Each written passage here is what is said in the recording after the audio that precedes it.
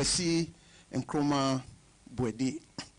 We are honored to have in our presence here this morning, therefore, Amwakwa Bwedu the 8th, Omanhene of Breman Esikuma State, and President of the Central Regional House of Chiefs.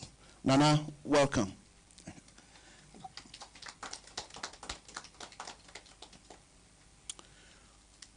The Acting Director of the National Commission on Culture, Nana Otio Owahine Echampon, is on his way to join us this morning. Meanwhile, his Central Regional representatives are here. And at this juncture, I want us to just do a brief, quick round of introductions.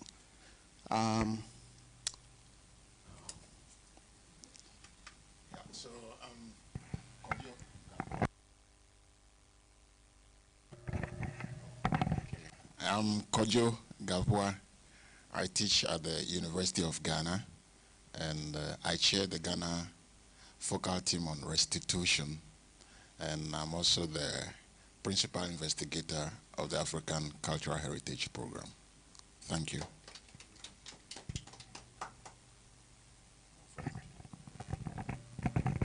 My name is Stephen Adokwa, and I'm a master's student at the University of Ghana, studying museums and heritage studies.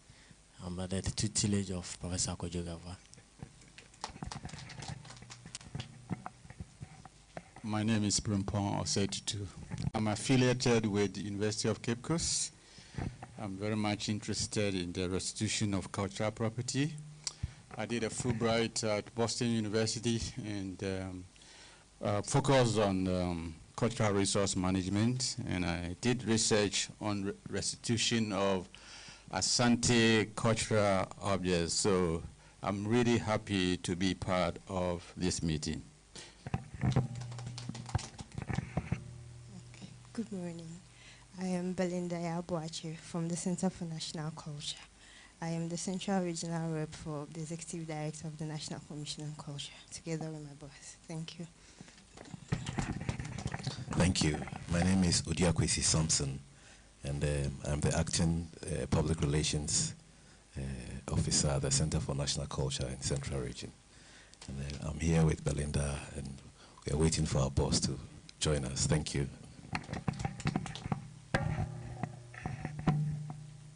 Good morning. My name is Dr. Mario Nisbet. I'm at the Center for African and International Studies at UCC. And I'm also a lecturer, and I'm looking forward to today's event. Thank you. Good morning. My name is Daniel Kuma. I'm a teacher at the University of Ghana, Department of Archaeology and Heritage Studies, and also a researcher on the African Cultural Heritage Program. Thank you.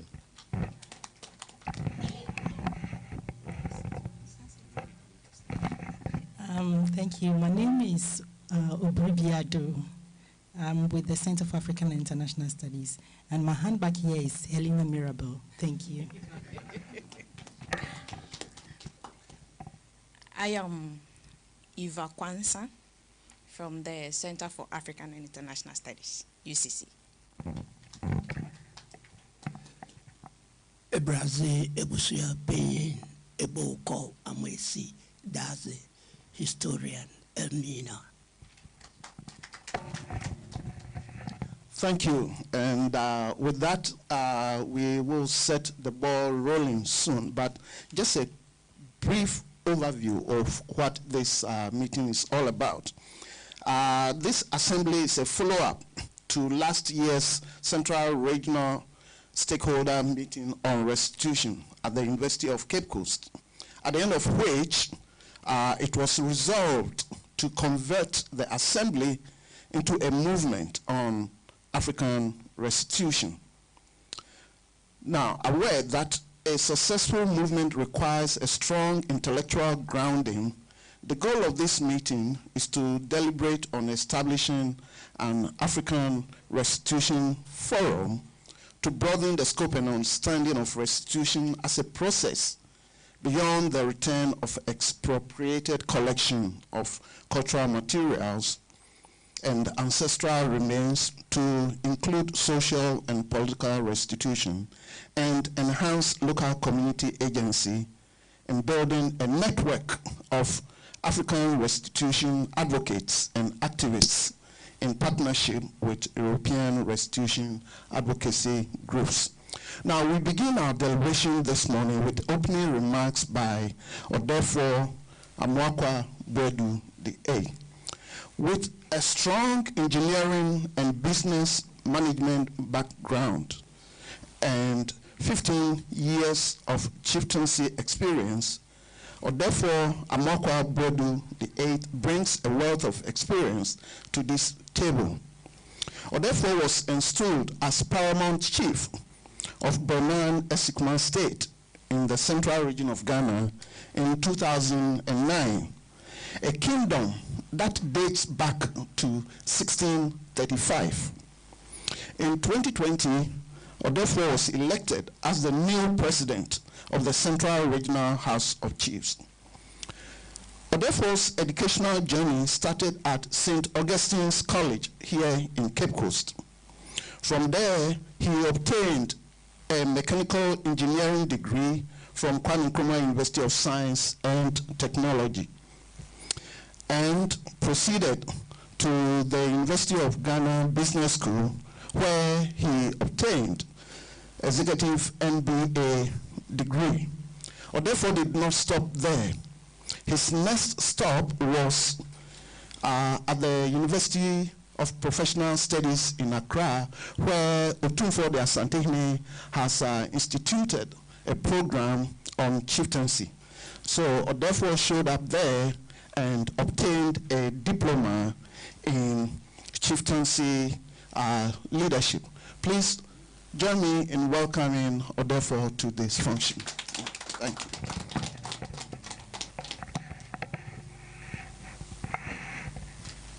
Thank you. Should I sit? Oh, yes, sit. Please. I bring you greetings from Central Regional House of Chiefs and from Bernan Esikuma. During my introduction, Asunaba Kwesibwedi, you like to be called that? Yes. Mentioned that I was elected the president of Central Regional House of Chiefs in 2020. And last month, I was re-elected the president of Central Regional House of Chiefs. So I'll be the president from now to 2028. Then 2028 will change the constitution and I'll continue. I won't do that. I can't do that. Thank you very much, Asunaba, for inviting me to be part of this meeting. Of course, thanks to organizers too. I first met you last month at the 4th Pan-African Heritage Museum Conference in Accra. And since then, we've been communicating. And now we communicate as though we've known each other for years. Thank you for the quick responses I get from you. And then you give me a copy of your book. Thank you very much, signed. Today, as we gather to discuss restitution,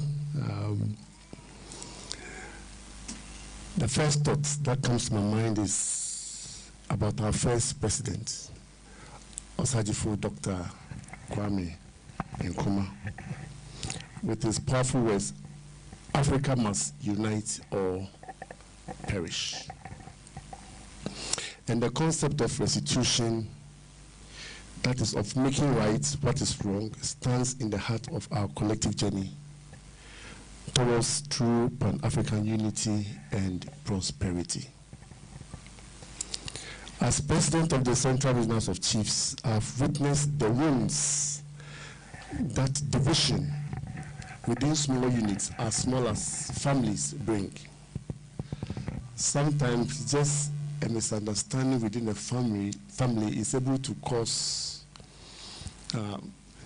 serious setback to a family, to the extent that if a stool is even vacant, they can litigate for sometimes 20 years without a leader.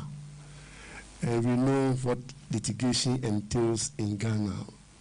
More divisions and then costs of litigation to the detriment of the progress of the family. But then we also see what unity also brings. And today, as I talk as a Ghanaian chief, I'm also looking at myself as an African, as I join you for the African Cultural Heritage Program meeting.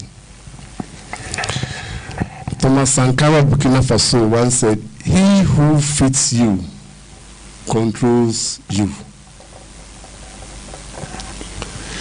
And this can be extended to the matter of restitution, where in the Oxford language, it is the restoration of something lost or stolen to its proper owner, or recompense for injury or loss. And as long as we wait for others to define and implement restitution on their terms, we remain bound by their limitations. We must take control of our own restoration. That is why I'm particularly excited about the consideration of the proposal to establish an African Restitution Forum that seeks to broaden the scope and understanding of restitution as a process beyond the return of expropriated collections of cultural materials and ancestral remains. We do not want to limit ourselves to the thousands of African artifacts that have been taken away from their rightful homes and natural environments and imprisoned in museums elsewhere. I'm happy that the restitution we are considering is broad and also aims at a cultural renaissance. As Tvucc powerfully stated, the most potent weapon in the hands of the oppressor is the mind of the oppressed. The freedom we attained during independence did not liberate us from colonial intellectual shackles. Many educated Africans brand traditional African values as backward. Years of exposure to foreign culture have instilled in them a nagging notion that the reception of foreign institutions is the only true index of progress, and that the African cultural heritage is little of enduring value to offer to modern Africa. Few African intellectuals conceive of development in terms of building on the solid foundation of indigenous institutions. It is not surprising that in Ghana, chiefs who used to govern in the past now have no executive powers, no legislative powers, and then judicial powers for chiefs are limited to issues related to chieftaincy at the traditional council, regional houses of chiefs, and national house of chiefs. Tradition forms the cornerstone of Pan-African identity.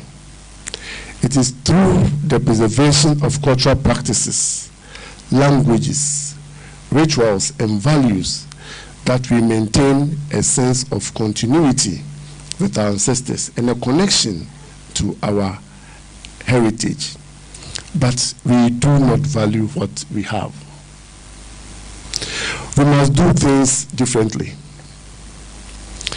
We must free our minds to imagine and implement a institution that truly serves Africa's needs. And we must do this together as one continent, not as 54 separate nations, united in our determination to right historical wrongs and build a more prosperous future.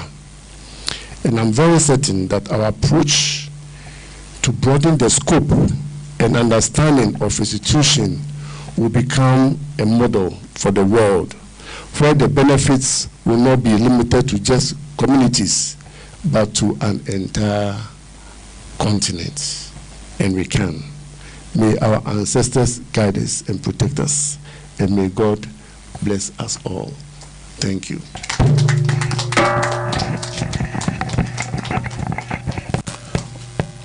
Well, thank you, Nana. He has touched on very deep issues that we've been discussing here and there, and I hope this forum will give the necessary avenue to crystallize those thoughts and take it to, I don't want us to get too ahead of ourselves in terms of movement. But before we move on, I mentioned that Nana Otuo Owahine Champon will be joining us this morning, and we were informed that he was on his way here, and he's here. So, Nana, I want to acknowledge your presence, and please could we please give a, okay. And as per our letter, here we have in our presence, therefore, Amwakwa Bwedu the 8th, Omahini of Breman, Esikuma State, and the president of the Central Regional House of Chiefs. So, Nana, you and your retinue, welcome. And then we have my dear friend, Ato Sunshine. He's a sculptor here in Cape Coast and Dodowa. He's been with us throughout this journey, so welcome. We're going to have the state of restitution, African restitution, a report by Professor Gavoa, and then after that we'll take our cocoa break and then proceed from that point on. Thank you again, Nana, for those insightful thoughts. Okay, Prof. Oh, by the way, Nana said Asunaba. What brought us, this is a little personal, but I guess Nana has already opened it. So it's part of restitution. That so when we met last month at the Pan-African Heritage Museum Conference, so by default, I was the first person Nana met at the gates, and we bonded right there. And throughout my academic journey, which is in African history, culture, the first thing I always ask, which lineage are you from? It's not enough to say I'm from Elmina, I'm Asante, I'm this, but which lineage? That is more scientific, specific. Then we can connect the dots. And lo and behold, Nana is my Nana, but he's my brother because we are all from the Asuna lineage. Not all of Asuna, well, Ebuakwa is Asuna, right? So I'm not using Asuna to elevate, but it's nice to know where we all come from beyond just the towns and the names. So thank you, okay, Prof. Thank you very much. When Nana Odefo was speaking, I was just smiling because it's as if he was singing the song that opens Heaven's Gate into my ears. And I'd like to seek his permission so that his speech is not only kept in our files, but I would like to publicize it and then put it on platforms in Germany and across Europe because it is a powerful thought put together which is needed across Africa to enhance this process. On October 2nd, I was part of a meeting of so-called experts on restitution with the representatives of the federal German government. and we deliberated for 4 hours on how to revise their guidelines for restitution. And it was very touching because that suggested to us that our pressure in Europe is yielding fruits and that they can't undertake restitution on their terms alone. But restitution has to be on our terms. We have to restitute ourselves, as Nana intimated. That's why I was hearing the heavens call.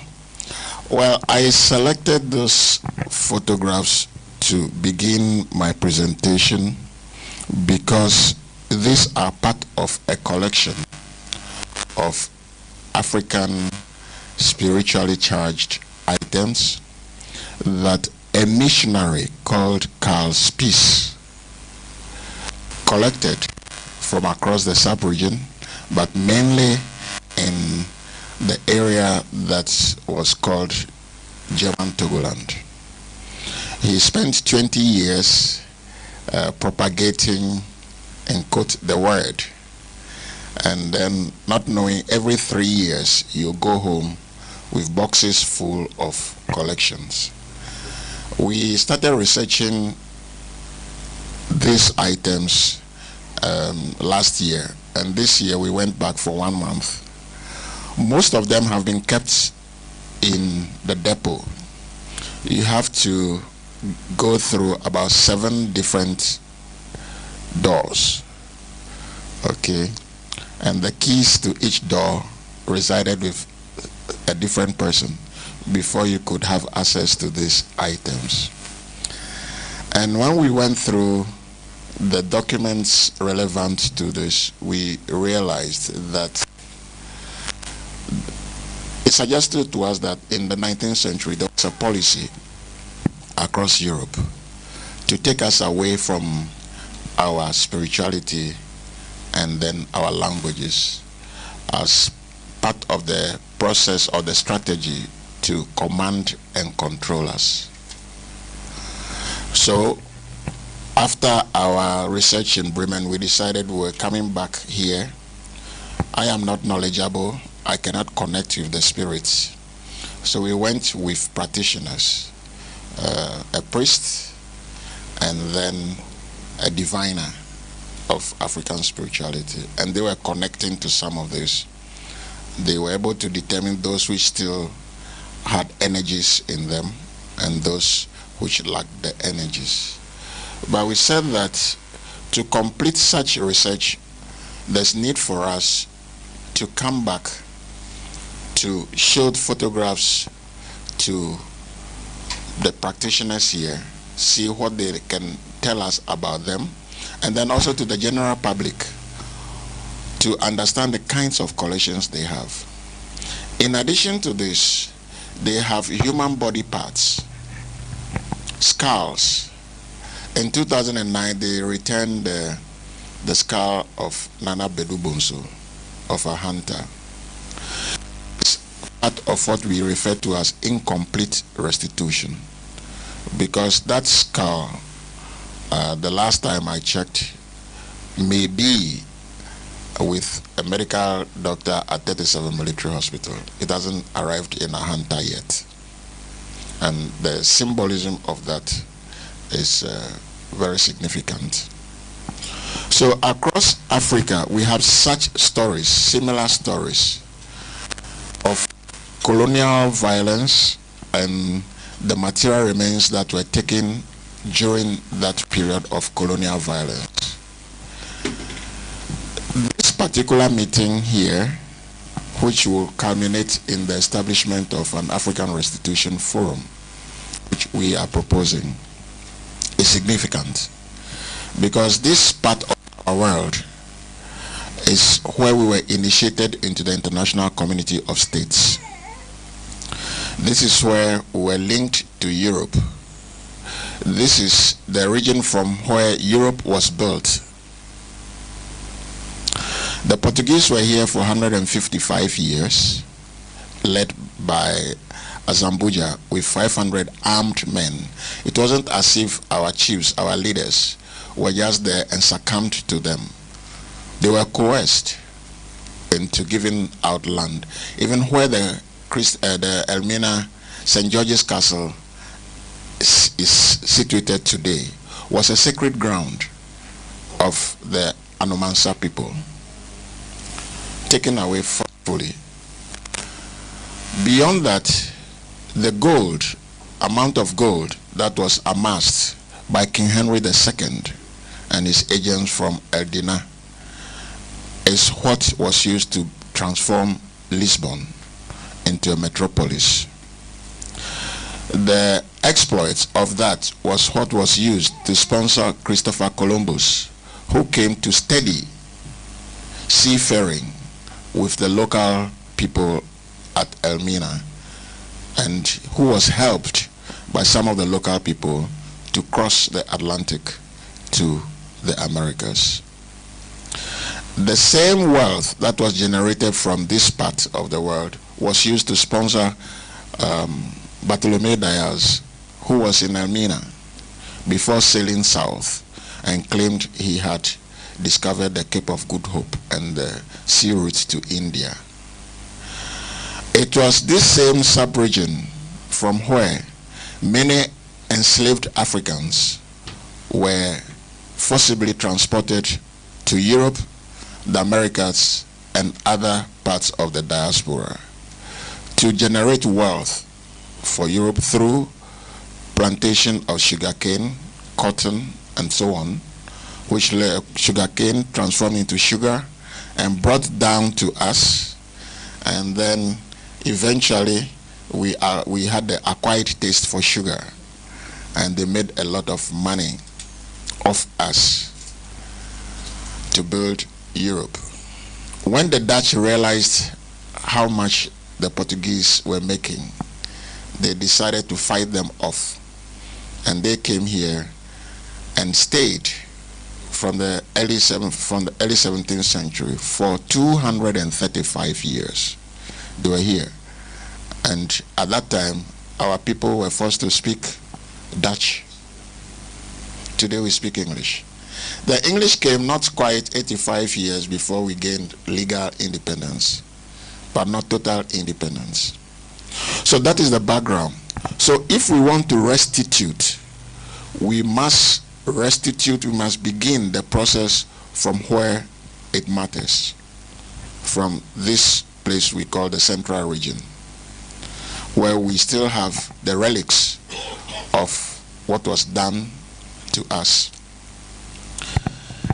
And I was speaking on October 2nd again at Bayreuth in Germany, and then I was talking about restituting Africa and Europe, and not just us, because my thesis was that the damage that the expropriation of materials caused was not done to Africans alone, but Europeans are also damaged. And I explained to them that I don't understand why I should go to Europe, or a European will see me and because of my appearance think he or she is superior to me. It is part of the mental damage. The same damage done to us, that I see a Caucasian and I think I've seen God. Now, after taking all these items that connected us to our past away, they replaced them with their own images. Ours they demeaned as idols and fetishes, but brought theirs, which they described as saints. Bongo. Okay, sorry about that.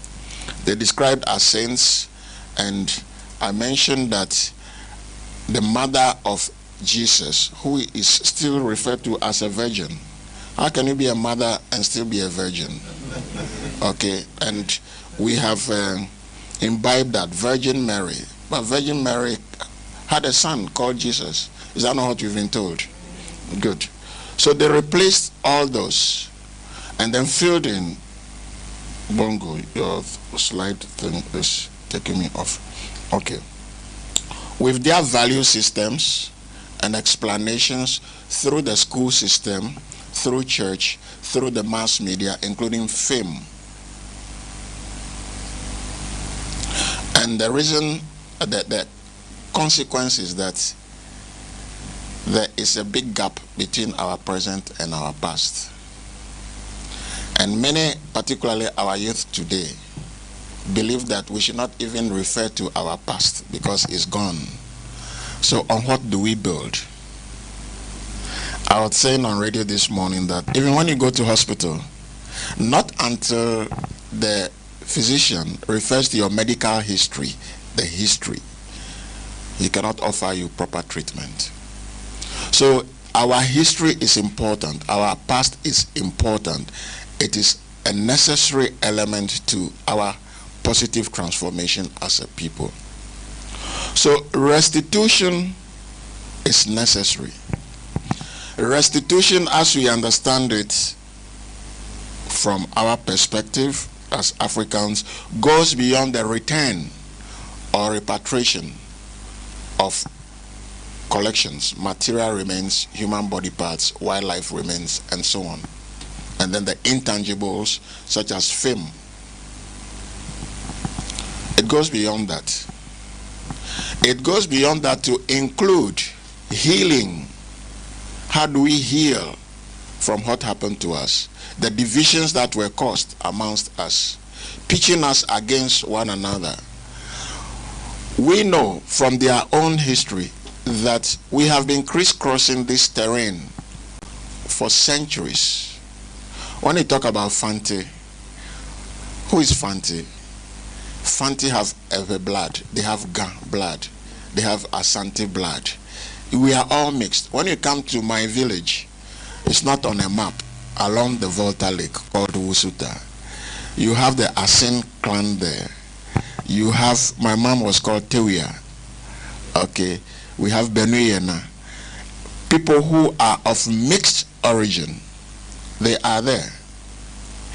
And yet, because we speak Ewe, you want to tell me that I am different from somebody who is from Asante or Achim or from Elmina? No. Our paramount chief in the village in 1933 was arrested at Achim Oda. Yes, Pra. And then Pra was the paramount chief of our village. Okay, and you go to Achimoda now, we have Prakrum, Tutumrim. They are there. They are people from my village.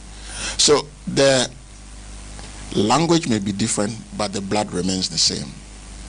And we need our collections back so that they can serve as a reference to knowledge production. Knowledge production about technology our people used, knowledge production about the aesthetics. Our artists are here, about the aesthetics, about the social context in which those materials performed, about the ideological realm in which they performed, the meanings, the values of all those things. We need to know. Above all, they are important to let our children know how powerful our forebears were and why the connivance against us, and not these images.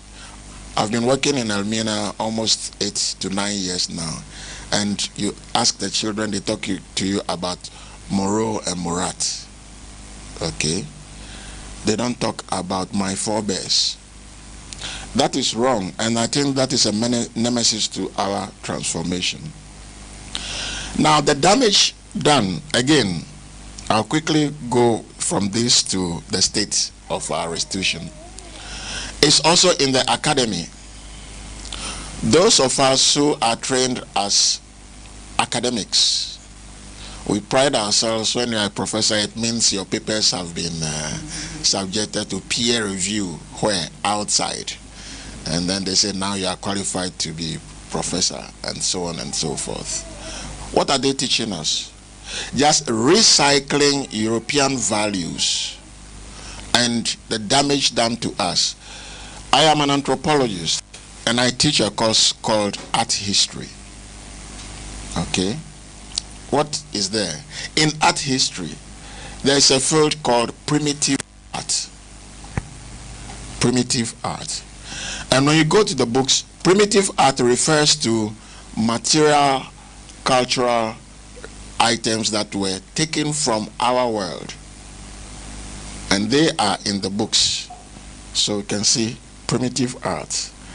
Then starting with Franz Boas, primitive art. That's the course, degree in humanities, primitive art, 3 to 4 years, okay, and so on and so forth.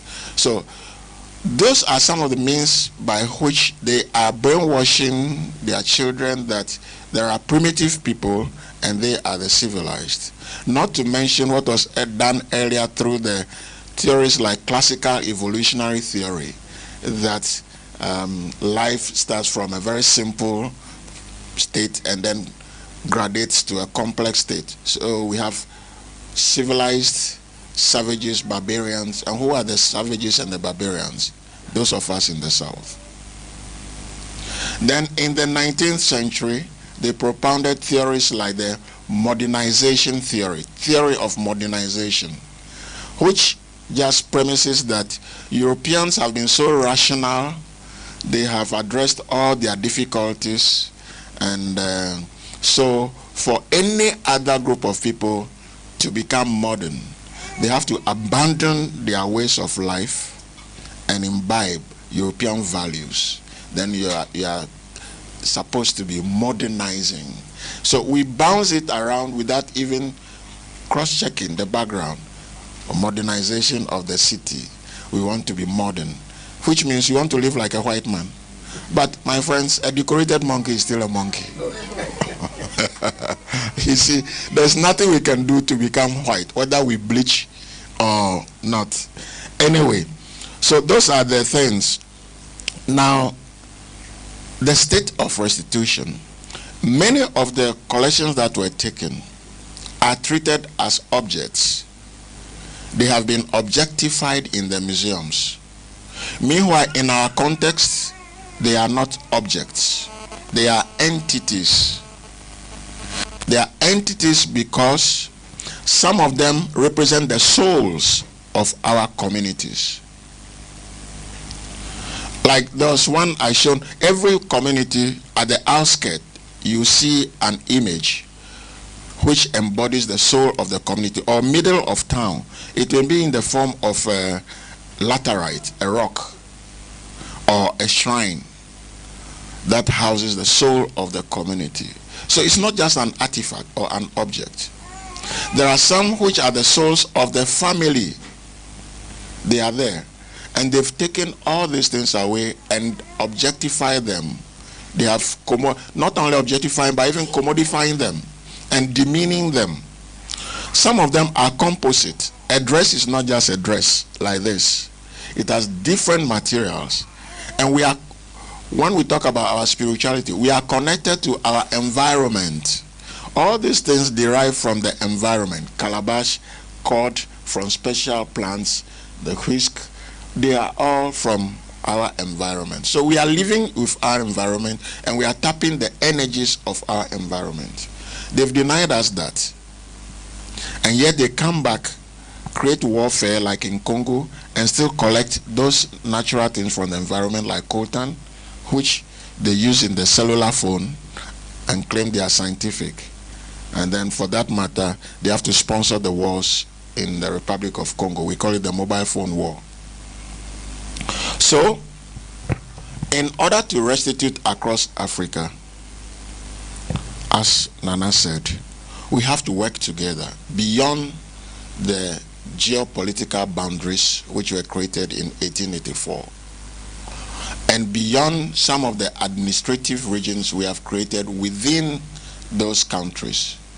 We have to be pushing as one. So in Africa today, we have seen activists from different countries. I have colleagues from Namibia, led by women who are championing the return of human body parts to Namibia. Some have been returned to Namibia, but they are still locked up at the Namibian National Museum. They haven't reached their communities, just like Nana Bedu Bonso's story. We have colleagues from Tanzania, Kilimanjaro area. In Kilimanjaro, one of their leaders, a powerful leader, was murdered. And the story about that leader is very sad. That a European administrator, when they come and administer, then they say they are governors. Okay. He was sleeping with his house help. And then the young man in the house got to know. And afraid that he will reveal the story, they hanged the young man. So the lady ran away. And the community protected her. But the governor was not satisfied, so they arrested their leader, the chief. And the chief said, well, you are killing my young people because of one lady. And if you continue, then I am ready to offer myself. So they arrested him and hanged him in public, together with 19 other chiefs, publicly. They didn't end there. They beheaded them and took the skulls away to Germany. Our colleagues from Kilimanjaro have also been actively advocating for the return of their ancestors, the body parts of their ancestors, and the material remains they collected. In former German Togoland, around Pando, under Dr. Groner, they were sending young men to Misahoe. They claimed they had a disease, and they'll send them there, and they'll never come back. They were murdering them and taking their skulls to Germany for, in quote, scientific research. They did the same with the Nama and Ovaherero people of Namibia and elsewhere. In our country here, we heard about the wars between the British and the Asante, in which they looted so many things from Kumasi. The Kumasi looting is what is official, but the ones they looted from elsewhere, they have not mentioned them. We have materials from Ahanta, Central Region, and the Western Region, all in the Netherlands. And we are lucky that through advocacy, the head of the public museums in the Netherlands has furnished us with the list of items that they have in their collections. It is for us to identify the ones we want and then lobby for their return. There are other museums. The British government itself, through the British Museum, is adamant against restitution. But the private museums are making overtures to send some items back.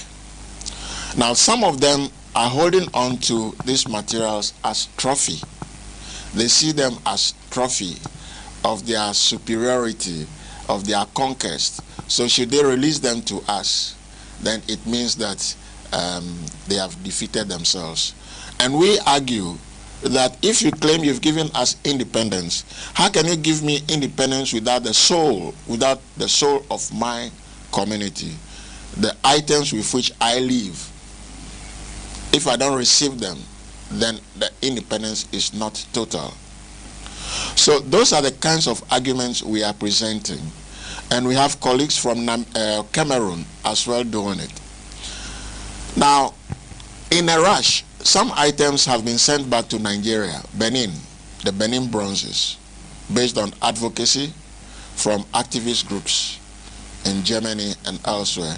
They've sent some bronzes, a few of them, a few of those which were looted in 1892, they returned them to Nigeria.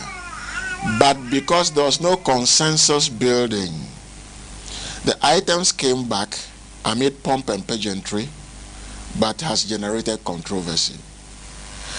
The agreement they signed with the government was to keep the items at the Lagos National Museum. But after they signed agreement that, fine, we've returned some of these items. All the items belong to the Nigerian government, but they are on loan to us permanently. So they are still, many of them are still in Germany. When you go today, it's claimed that they belong to Nigeria, but they are on permanent loan to Germany. And that is not fair. The Nigerian president then, Yar'Adua, His Excellency Yar'Adua, decided that those items that were returned belong to the Ife people. So he sent them back to Ife. The Germans were not happy with that because that was not the agreement. Another case was the return of items to the Republic of Benin. They sent a number of items to the Republic of Benin amid pomp and pageantry. The first few months, they had large numbers of people visiting the museum that was built for them. Thereafter, controversy because there was no consensus. The chiefs of Abome also claimed that many of the items came from their part of the world, so they needed them. Then the chiefs of Ouidah also claimed they also were stakeholders, so they needed their items. As a result of the confusion, all those items have been packed in boxes and they are sitting in Cotonou. Now, the point is that Europeans will be happy to deal with us on individual basis. The French have also sent some things to Côte d'Ivoire National Museum, and a few have been sent to Senegal.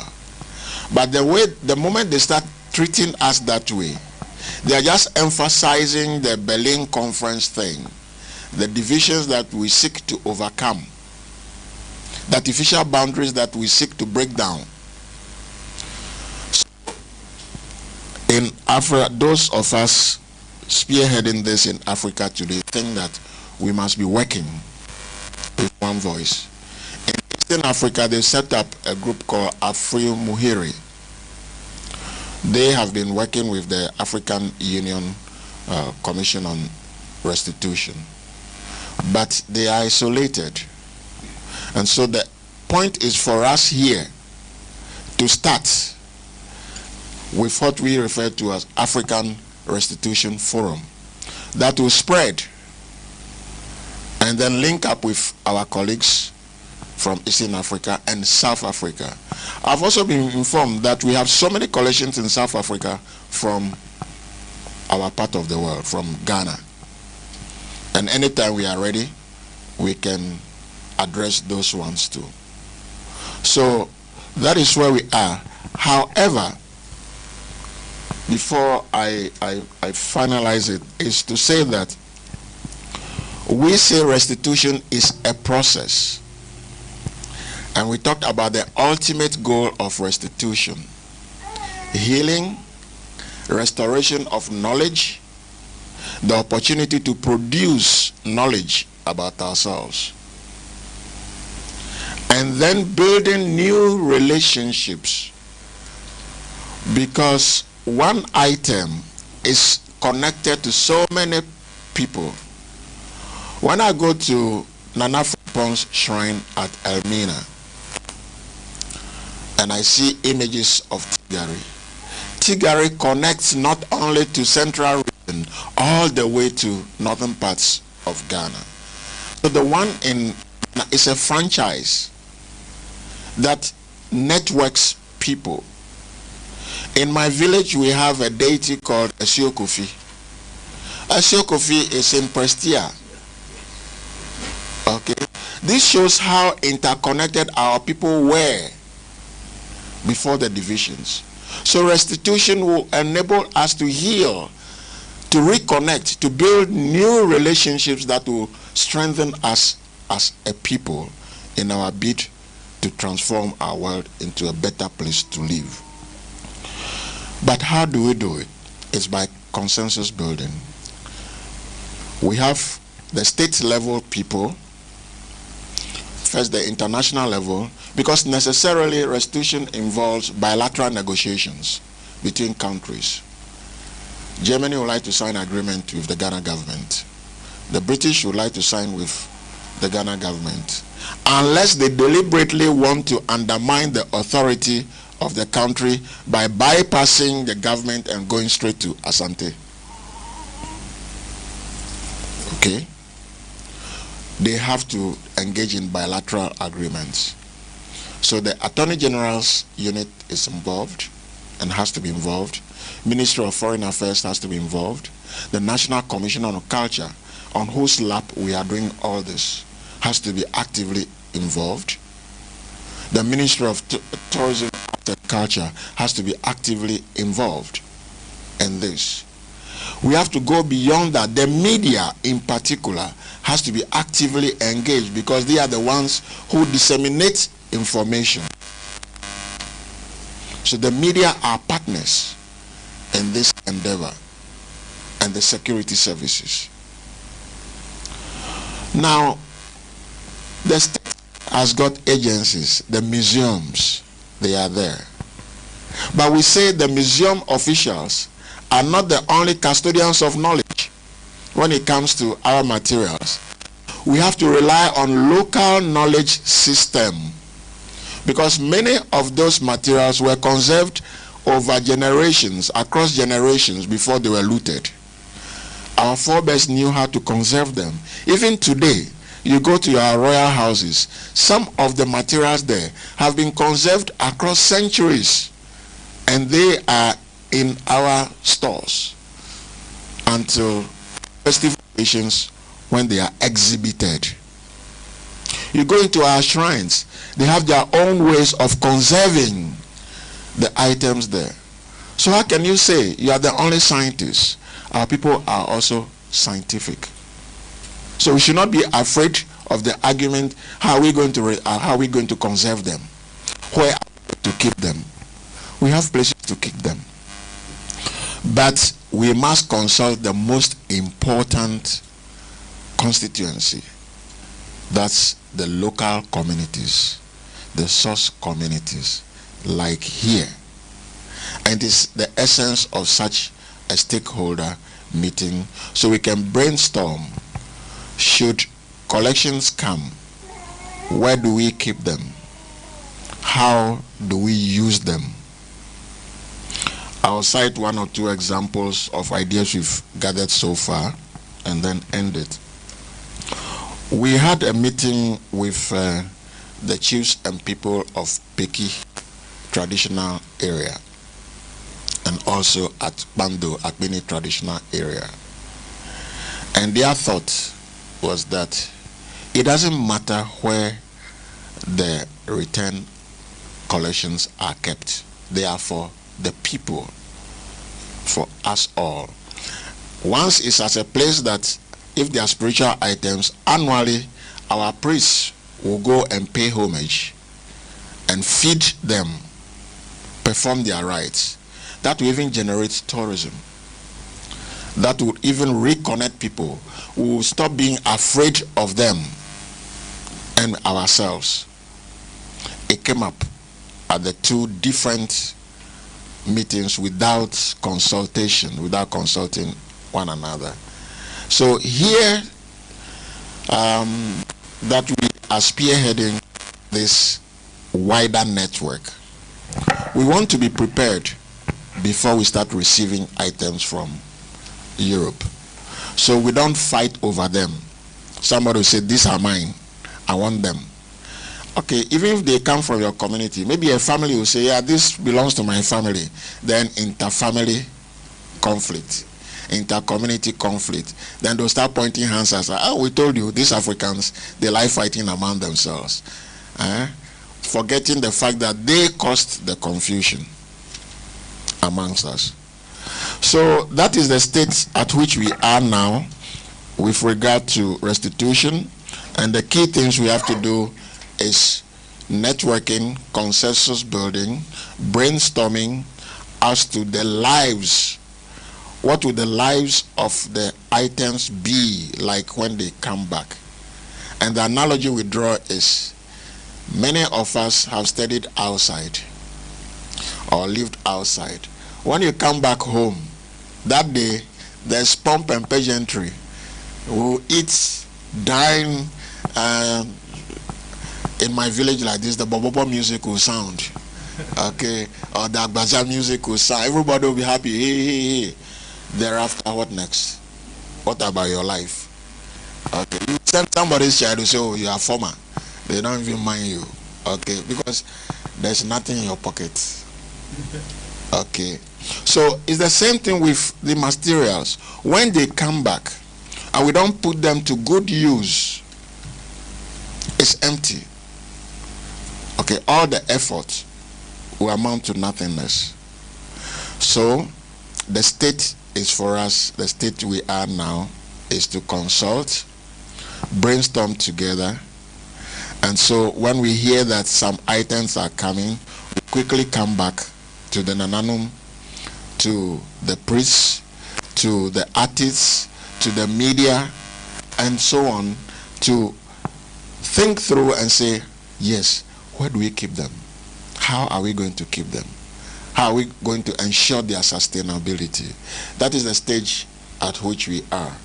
And from such little forum, we would like to propagate the message to the general public, so the public is aware and offers support to the restitution cause. It is in only that spirit that we would be able to support government action on restitution, because state officials are products of the same knowledge system. They all went to the same schools. They went to the same schools like us. They went to the same churches. And many of them also think that, oh, these materials, they are idols, they are fetishes. Why do we want them back? Okay. So they may not have that edge for restitution. So it would appear to Europeans, and it is appearing to them, that our state officials are not interested. Some of us tell them, yes, you caused it. You taught them not to be interested. And you have staffed us that they are only thinking about bread and butter. Okay, what are my people going to eat? Not which artifacts should come back. And that is why it appears so. So the thing is for us to ensure that we engage in such discussions and offer a strong backing to our officials, our chiefs, to our leaders. And when we mean leaders, from the family, community, region to the national level, and then Europeans will realize our seriousness and return our material remains and human body parts. Thank you very much.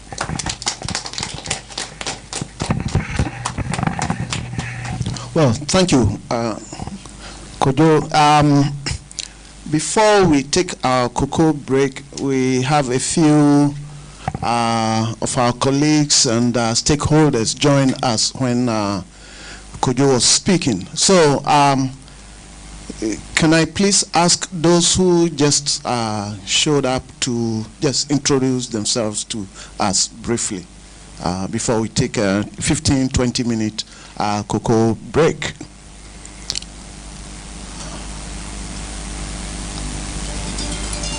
I thought I saw Nana. Oh.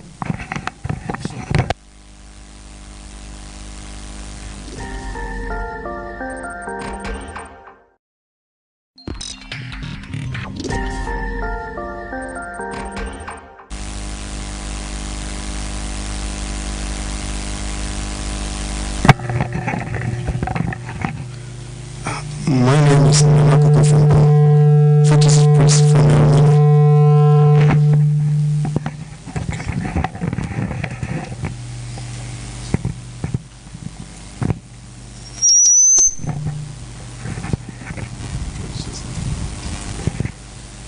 Well, we introduce, well, maybe we should hear from Anna himself. Yeah, I thought you would introduce me. Okay, introduce yourself. Please, my name is Constance Nkansa. I'm from National Commission on Culture. I'm Ebenezer Kofinti, Acting Director, Center for National Culture, Central Region. Nana Otuowa Champon, the Executive Director of the National Commission on Culture, and or therefore Mesum Ewukumewu se Nkabomine Nti Piao.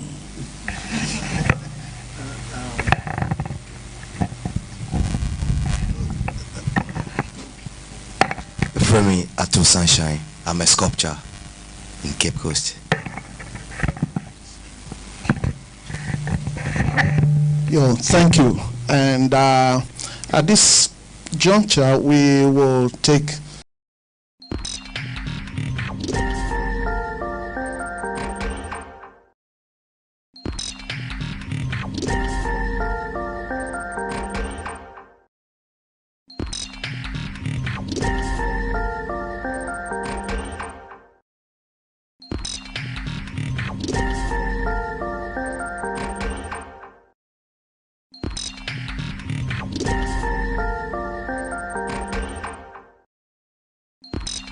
the participation of all of us, everybody here. No idea is minimal. We don't put any value to anybody's ideas. Two main themes for this session: enhancing local community agency in African restitution. It sounds a little vague. What exactly do we mean? And precisely that is what it is.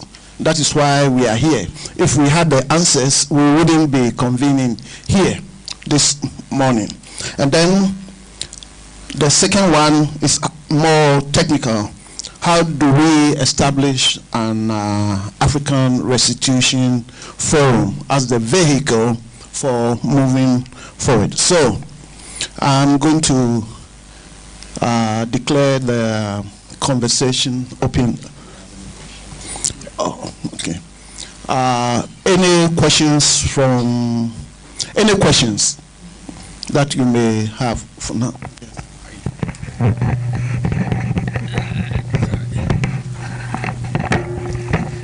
Okay, first of all, I want to say this was an erudite presentation, and we are glad to have such personalities leading this course. Yeah. Professor Kabua talked about some of our heritage objects being in Southern Africa. I don't know about that, so can you give more information about that, please?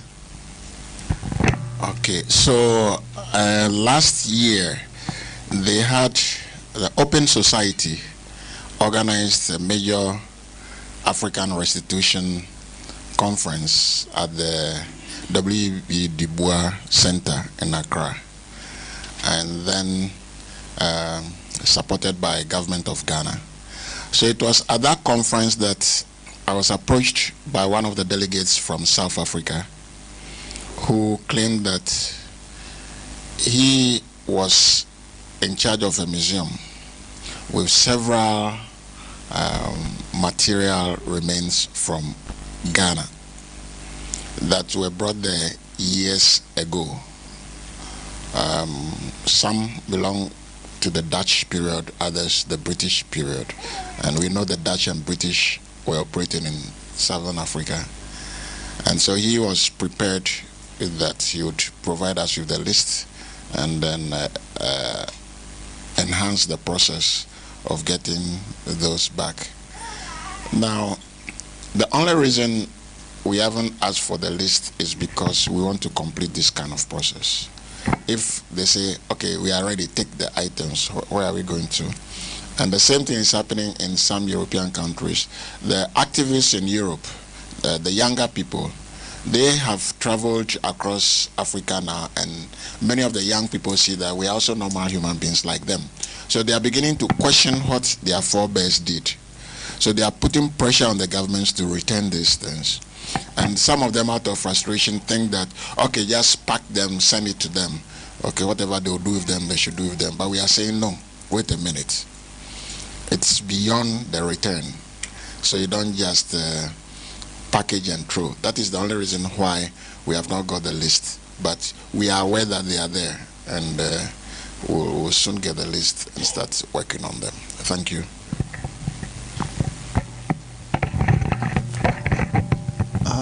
Questions, comments based on Prof's what he said about the state of restitution in Africa before we plunge into our conversation.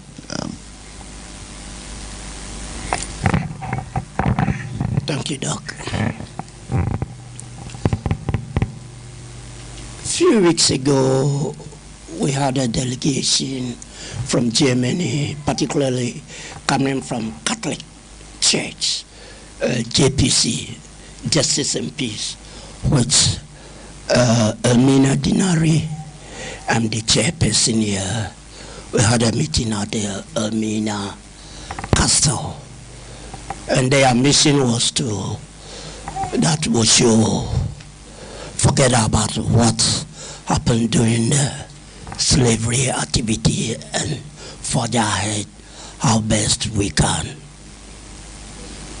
put the country ahead of it. I was amazed, and how can I talk about my past so as you forget about them? And being Elminian here, and as an Elminian and a historian, we always have some conflict among the visitors. Some arguing that the castle should not be painted and they must remain as it is and all that and all this. So what I'm trying to drive at, that visitors or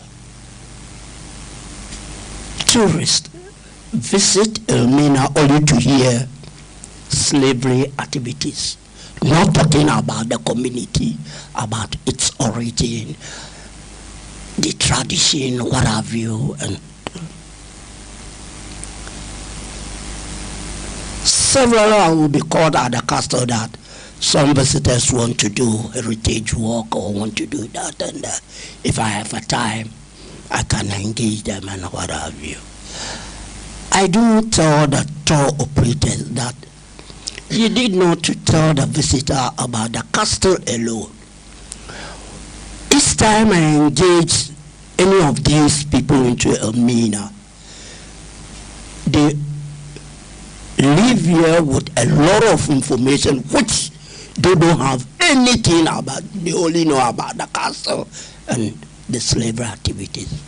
So it's good time we begin advocacy on this restitution. And again, you see, with this, Europeans bringing their religion or what have you, the Portuguese came as a Catholics, the Dutch came as a Protestants and what have you. And here you are. Whenever you exhibit these photographs, you show them here. A lot of Ghanaians will say, oh, this is fetish, pagans, and what have you. Why are we bringing them in? Once we are a Christian country and maybe we are ready to accept Jesus Christ when he decides to visit the world. Maybe Ghana will be the first place that we want to accommodate Christ. So our advocacy must go down very well for Ghanaians to know these are our past and we cannot do away with them. Thank you. Yeah, thank you. I suppose you set the ball rolling with that is indeed a very worrisome trend that people come to the castle. Everything, Central Region is all about Cape Coast Castle, Elmina Castle. If we're lucky, they go to Kakun Forest to get some fresh air and so forth. So this enhancing local community agency is certainly geared towards correcting that little myopic encounter because all even if you go to the castle, sometimes the history is distorted. Because so that is well taken in Obusiapeni. Thank you. So the forum is open now. Yeah, sure. What Obusiapeni has said, it's very important. Our work in Elmina over the years indicate this, and one of my students is writing his PhD thesis on giving visitors, enhancing visitors' experience in Elmina. Even the castle itself is loaded with so much information about Elmina people beyond enslavement and sale of people. Sometimes we see the castle as just one unit, but 5 years back we did a major project. We scanned the entire castle and we isolated the Portuguese side from the Dutch side and then from the English side, and they all have different stories to tell, but they lump the whole thing and then fabricate stories that do not reflect Elmina. We also observed that the tour operators, learning from the official history, just buzz people to the castle and buzz them out. They don't even interact with people in the fish market. They don't go into the community. They don't visit places like Nana Ntona's shrine and know the background, how religious syncretism began long ago. People defying the Dutch order not to go with Catholicism decided that if so, then we'll convert St. Anthony into a deity, and then they converted it to Nana Ntona. Okay, and it's still there up to today. It's significant. The Asafo shrines, we just know them as Asafo, Asafo. What is the background? The background of resistance, how our people resisted, is not factored into the history at all. Okay, so it is important that if you want to restitute knowledge, if you want to enhance local agency, then we have to even revisit the way we present, we conceptualize and present some of these facilities. And the castles are situated within a community of people. So why do you come to the castle and you don't know anything about the people? So we have to interact. There are different places in Cape Coast, Elmina, and Fante and beyond that people that are significant, not only to us but to the whole world, that we should know about.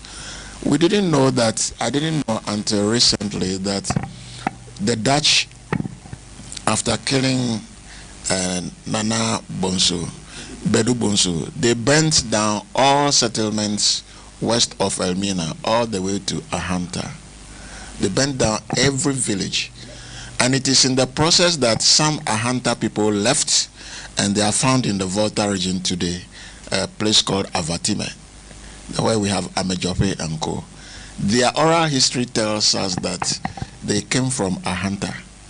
So the mixing, the togetherness that we enhanced among ourselves, that they destroyed. So your point is very important. This issue of fetish and the rest, a Nigerian asked a question recently in Germany, said, if you call these things fetish and idols and they are bad, then why are you keeping them and you don't want to release them? If they are so bad, why are you holding on to them and you are not releasing them to the owners? Which means that they have value. They've just been given a different name. Give a dog a name and kill it. That is what they are doing to us. It is just a matter of aesthetics, okay? The way we design ours may look different from the way they design theirs. That doesn't mean ours is bad. But restituting them will help us to know that they are nothing to be afraid of. They are not, because when our people, our priests pray, and you listen to them carefully, they are not evoking evil. They are praying for success. They are praying for good health, prosperity. They want everybody to driving away disease and so on and so forth. So what is the evil in that? Thank you.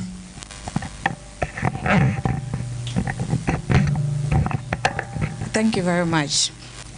I would say that sometimes when we are bringing a project down to the people, most of the time we forget those who benefit from the project. So the high officers sit down and then they bring a project. Oh, this will benefit the people, and then they do it. But you go to the local people themselves, and sometimes that is not what they need, or where you are putting the project, it will not be useful to them. So you ask them where you want to put the project, and then you do it. And in that way, they will appreciate the project and benefit from it. When that is said, we want to restitute our artifacts. What I would say is that let's go back to the people, talk to them. We want to bring back our artifacts. What do you say? Where do you think we can keep them so that you will also be part of it? So when they say that, we go many places, and then when we get their feedback, then we can plan accordingly. In that case, we will be able to the fights that are happening elsewhere. Once we get the people involved, then we are saying that keep it here. So if we have a lot of people saying, okay, we should get a particular place, keep it, then we are fighting those fights. We are we are curbing those future fights. So I think we should go back to the people, talk to them, and then we get their feedback and plan with it. Thank you.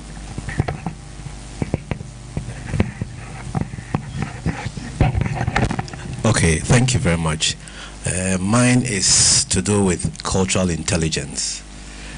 From the discussions ongoing, it looks like most of our people see our artifacts and so many other things as occultic, demonic.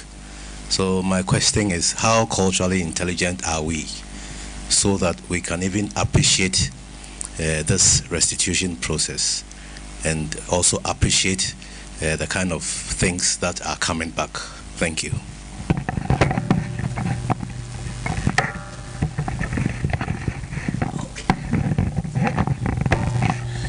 This is at the core of the public engagements that we are advocating, and she has just emphasized.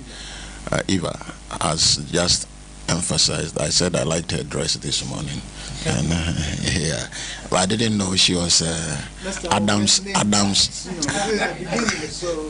wife, Eva. Yes. All right. You see, the cultural intelligence is not as if we were born with that.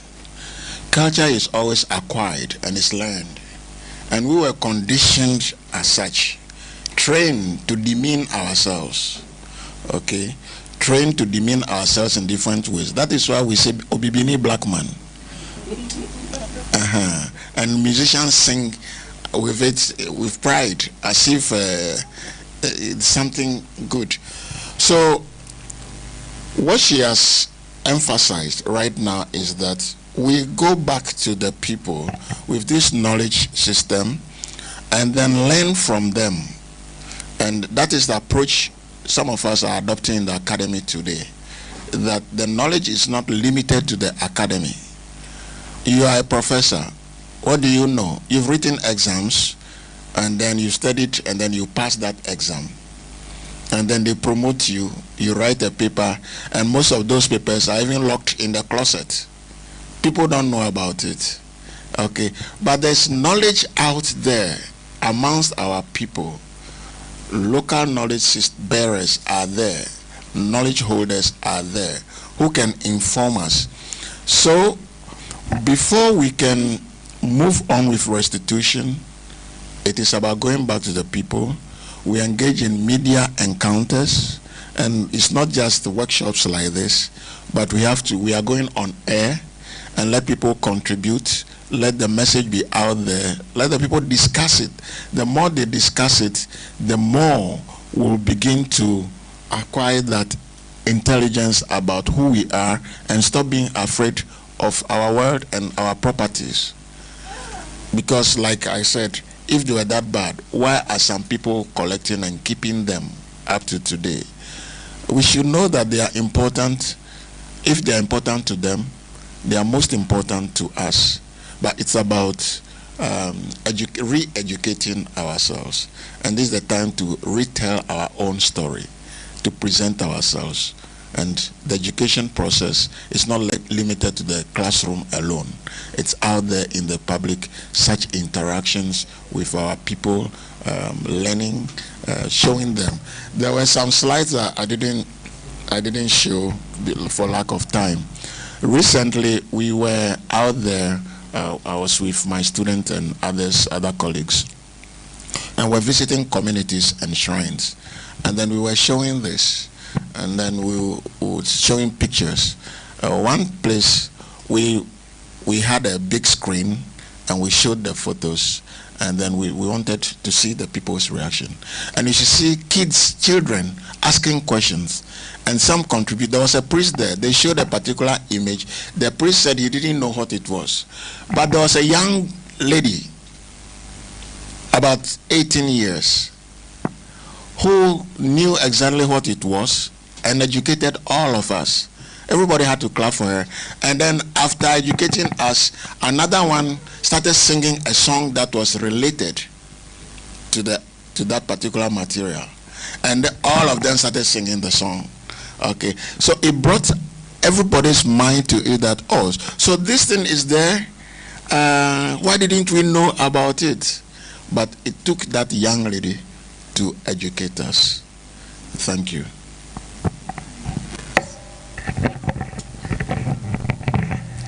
Mine is a question. Now, we hear there are thousands of items in museums around the world. Do we know exactly what they have taken away?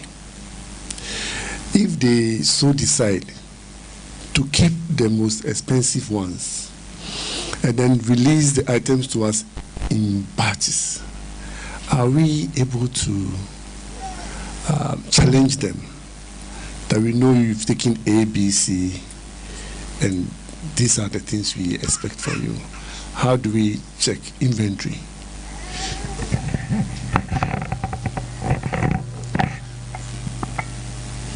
And Nana asked a question, I have to get up before I answer. No, it's very important. Do we know the inventory? Do we have it? That is one of the challenges we have in Africa. We don't know what was taken.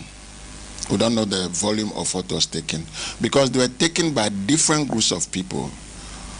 One, missionaries, then administrators, miners, geologists, travelers, general travelers. Then in recent times, we had art dealers. Okay, art dealers collecting and sending them. Then we have academics, like archaeologists. I'm an archaeologist, and I know. He is an archaeologist, he knows. Our colleagues come, and then they, under the guise of scientific research, they take many items away. I was telling my friends yesterday when we were driving here that I recall when I was doing my master's in Daboya, we dug 27 burials. Okay, we excavated 27 bodies from about the 14th, 15th century, thereabouts, okay? And then my supervisor, Professor Peter Shinney, and then his PhD student at the time, Frank Keynes, they just packed everything and then sent them to Canada, okay? Now that this restitution process, I keep thinking, where are those now? Where are those skeletal remains? So the inventory, we cannot tell exactly, because some are in private hands, others are in private hands as individuals, others are in public museums, others are in private museums. Now we are lucky that the public museums, there's pressure on them from activist groups to make inventories. So they are having the inventories, and the inventories are being published in one way or the other, or they are being leaked to various groups from Indonesia through Africa. That's how we got to know of some of them. And the Netherlands, they have decided that, well, the public ones, they will let us know what they have. So it is for us to examine and choose. But the private ones, like we went to Style, is in the Netherlands, not far from Amsterdam. And the Catholics have hidden a lot in a room there where the Reverend Fathers, they have an enclave there. But they are fighting over those. Okay, that is the only reason why we got to know about them. The fathers are fighting over those, over control of those things. But what we will make us know or have some, I won't say comprehensive idea, but in-depth knowledge of what they have is through this kind of networking. When we network with our colleagues on the continent and with our colleagues out there, including Africans in the diaspora who are working with European activists, they would do the research and let us know. There's another thing happening, they call it provenance research. And they are sending their young people over here to go and trace the origin of some of those items they took. That is also a source by which we are getting information about the kind of things they have in their museums. But the advocacy is that you cannot do provenance research here without the involvement of our people. Otherwise, you will hear what you want to hear. We'll tell you what you want to hear. You won't know. You won't know the source. You won't know the origin, the function of the item. You won't know it. So necessarily they have to work with us. They are beginning to listen. So eventually we have to compile our own inventory too, and that will be a major step in the process of restitution, compilation of inventory. In addition to what Doc said, about 2 months ago, I had a German historian who came down and he called that he wanted to interview me on Nanantuna, St. Anthony. So I engaged him, which I knew would be about 30 minutes talk. But eventually, he spent 2 days. Yeah, which he never planned to stay 2 days. Why? I gave him a lot that he never had. And he also told me now, show me, that he is about writing a book. And there are a lot of stories on Elmina which Elminian people do not know. And he has promised me to give me a copy of the book that he won't know. Just after that, 2 weeks after, another lady from Greek, she also came here, studied very well with Nana Frimpong, and she also said a lot about Elmina, which we don't even know of all this, but she has also promised to document them down for us to know much about Elmina. So Nana, to your question, it's true we don't have inventory on this, but maybe with the help of this organization, we might be able to identify all our artifacts around the world so that we can take processing of them. Thank you. Thank you. Can I? Okay. What Busiampeni has said underscores the fact that this endeavor is not about racism. It's not about we blacks versus European whites. It's about humanity. We are all normal human beings. So there are some individuals, Europeans, who understand our cause, and they want to restitute knowledge. What they promised to do, to write a book, tell the story of Elmina that we haven't heard before. It's restituting knowledge. And so as they come, we are also tapping information that was hidden away from us. So that's the intangible restitution of intangible assets. So I thank you for bringing this up. And anytime we have the opportunity, let's ensure that we tap that kind of information for our benefit too. Yes, okay. Thank you very much. It's very interesting we're having this conversation. I think this is the second time being part of it, and I cannot wait for us to begin a national conversation. It's very critical to bring the politicians and everybody who matter into this, because this is our soul and spirit. People would disassociate themselves from it because it's fetishism and all that. This last night, somebody asked me, I belong to Full Gospel Businessmen Fellowship International, and I preach, I do everything. So they have given me a topic to come and prove to them why a chief can be a good Christian. Can you just imagine the orientation we have? So a Christian has nothing to do with chieftaincy. And what is chieftaincy about? If you cannot bring development to your people, then what is your relevance? In that case, if you say you are a church and you collect all the offerings, and at the end of the day the pastor is in a jacuzzi and all that, where is the development to the church members? That is orientation we should begin to have. So a few things that I dotted down that that national conversation, I believe that we will lift it to a level where we'll let them know that the restitution we're talking about is not just it goes beyond the objects that we are collecting and then getting them back and all that, but in essence is the revival of our cultural dignity and identity. The revival of our cultural dignity and identity. And when we are able to understand this from this point of view, we are able to imbibe it, and then when you accept it first, that is when you will be able to share with others. And also we also have to recognize the fundamental truth that the success of restitution and all that is not today we're talking about the works being repatriated and so forth. It wasn't just artifacts that were picked from museums, taken away from the people.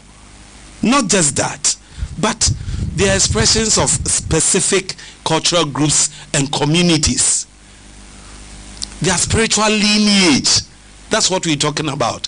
So it's not that they were in a museum, or the people looted and they took it away and all that. You are talking about a people, their livelihood, their story, their spirit that was taken away.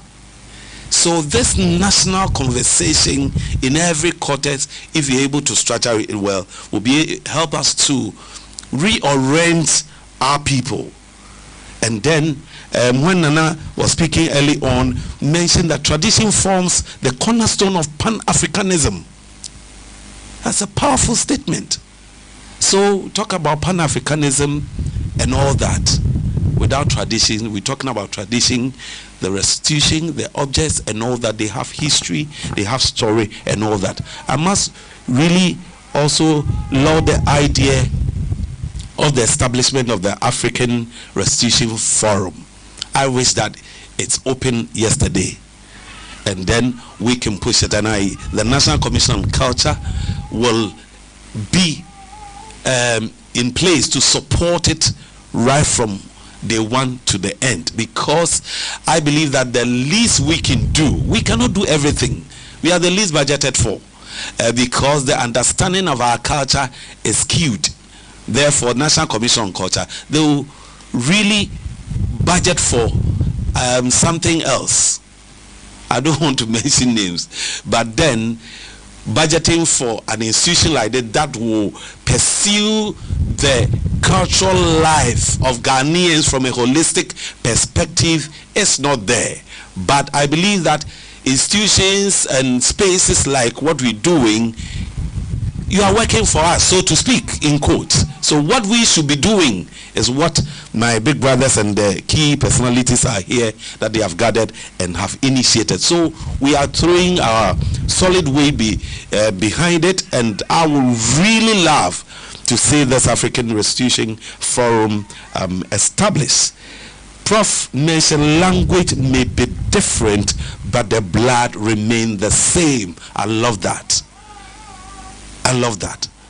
I went to the north and I saw somebody called Kofi Asenso, a Nodna, and I was looking through it, blah blah blah blah blah. It's a whole interesting story. The parents came to stay in Kumawu, where I come from, marriage and so forth. So if you say you are fighting, you'll be fighting from the Ashanti, fighting the Nodna, you'll be fighting your brother. Very interesting. Same blood. Same blood. So these will be my initial thoughts, and I believe that we need to really, though we are not many, the conversations, crusades start like this, and we will push it further. Thank you. Thank you. Just a few responses before they escape my mind. Mr. Sampson mentioned cultural intelligence. And since we are on the subject of enhancing local community engagement, we have the resource right here with us in this country. Every community, with the exception of a few that have been embroiled in disputes, there's an Afashe. When I was a little kid growing up in Achim Bosome traditional, Afashe, you see, I didn't understand it, but when I grew up, then I realized, oh, these were political events. They were not just cultural. They were social, political, where conflicts were resolved, where we got to ask questions. My great-great-grandmother, the one thing I learned from her before she passed was that we were from Aworin. So I would ask her, where is Aworin? And she says, in the Nzima area. But again, I will have to go back to the lineage. It's the lineage that made sense to me, that we were Asuna people who migrated. Of course, she didn't mean that they woke up one morning and packed their things all the way from Aworin to Achim Sodro. No. But we trace it from generation to generation. 2 years ago, my old lady, my mother, passed. And in the tribute, I was referencing my great-grandmother. And one of my nephews afterwards said, oh, uncle, no. We didn't come, we came from Asante. So I'm a friend out there. Yeah, someday, this is not the forum to, before Asante, there was a people, before Achim. So we are all mixed and migrating. Sometimes we have to go back. When the hunters went back to Amejope, who used to tell that their ancestors knew that, oh, maybe they had also come from that area. So now in times of trouble, maybe we can retrace our steps. So the Afashe, and then Eva, you said something about the top down. And here we would plead with, or we would ask the state actors to do something about the curriculum so that our youth, instead of spending the whole week jumping up and down in churches and band, now when you get to a church, you wouldn't even know that it's a church that we grew up on. They've turned them into concerts. We can have some time for the youth also to learn. You know, we are not some elective, but to inculcate, to incorporate it as part of the curriculum to help us. This is a big task. We're not here thinking that, oh, tomorrow we will all be culturally intelligent. No, this is some seeds. We are sowing seeds for the next generation. So I will leave it here for further comments, thoughts.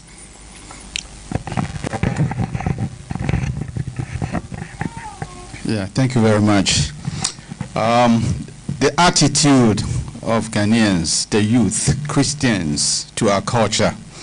I don't know how many of you have watched this movie, documentary by Heritage Africa. Yeah, there was a DCE whose name was Kwesiata Busumefi, and the Europeans found difficulty mentioning that name. And when you say Kwesiata Busumefi, it has significance, doesn't it? Kwesi means Sunday-born male, Ata means twin, Busumefi may be an illustrious ancestor. So they changed his name to Quincy for Kwesi, Ata for Ata, Busumfil for Busumefi. It lost its total significance. And I said, I'm affiliated with UCC, and I find these law students, they are supposed to dress neatly, they are in suits, and they are in tie. Well, if that is what the profession demands, I would expect that at least the tie can be kente or some African fabric, but totally nothing African. That is the attitude of the youth. And many people, and Prof. Gabwa said, even the academics, our attitude to our culture is so bad. So, and Prof. Bodi referred to the curriculum, and I will also highlight that. I think we need to encourage our policymakers to ensure that they teach the youth about the significance of our culture. Take the Japanese, take the Chinese, they are doing so well, and they've not accepted foreign influences. They are using their own tradition to develop. So we need to change the curricula to emphasize the significance of our culture. Thank you. And just a little before I pass it on, please let it not be said that we are bashing the youth. In fact, we are the cause of the so-called waywardness of some, and I should emphasize some of our youth. No, we, the elders, are more at fault. See, the youth are very impressionable. We've all been youth. So I just want to put that in for the record, that it's not youth bashing. No, in fact, they should be bashing us for leading them astray, so to speak. Yes. A little contribution from here. Okay. Yeah. Personally, I have a problem with the way our lawyers dress. Does it mean that your hair must look like a white man's hair for you to be wise? When they are called to the bar, you see what they put on top of their head. The wig, that your hair must look like a white man's hair. That means you're a full lawyer, you're wise. I think we can start a conversation around that. Because a case that will take 2 sittings or maybe 3 days to resolve at the palace may take 2 years. And chiefs will resolve it in a win-win situation. The case will be resolved and there will be unity in the community. But at the final courts, not only will you waste the family's resources engaging a lawyer who will also intentionally keep postponing, but then you end up dividing the family. And then let me come to Christianity, and you know, if I didn't become a chief, I would have become a pastor. I was my church secretary before I became a chief. And in this regard, I think the Pentecost Church has taken the lead. They have a full ministry on chieftaincy, and we have Pentecost elders now competing to be chiefs. They see that we have a lot in common, and together we can combine to change the society. And that is what I do in my hometown. if I have something to deliver, I call a meeting, local council of churches, and I tell them what they should say in their pulpits. And during my festival, we have 2 days prayer and fasting. And we end it with a football match, Ahimfu versus Asofo.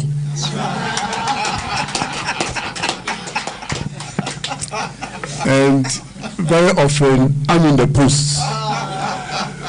So they tell me that they don't want to score, therefore. So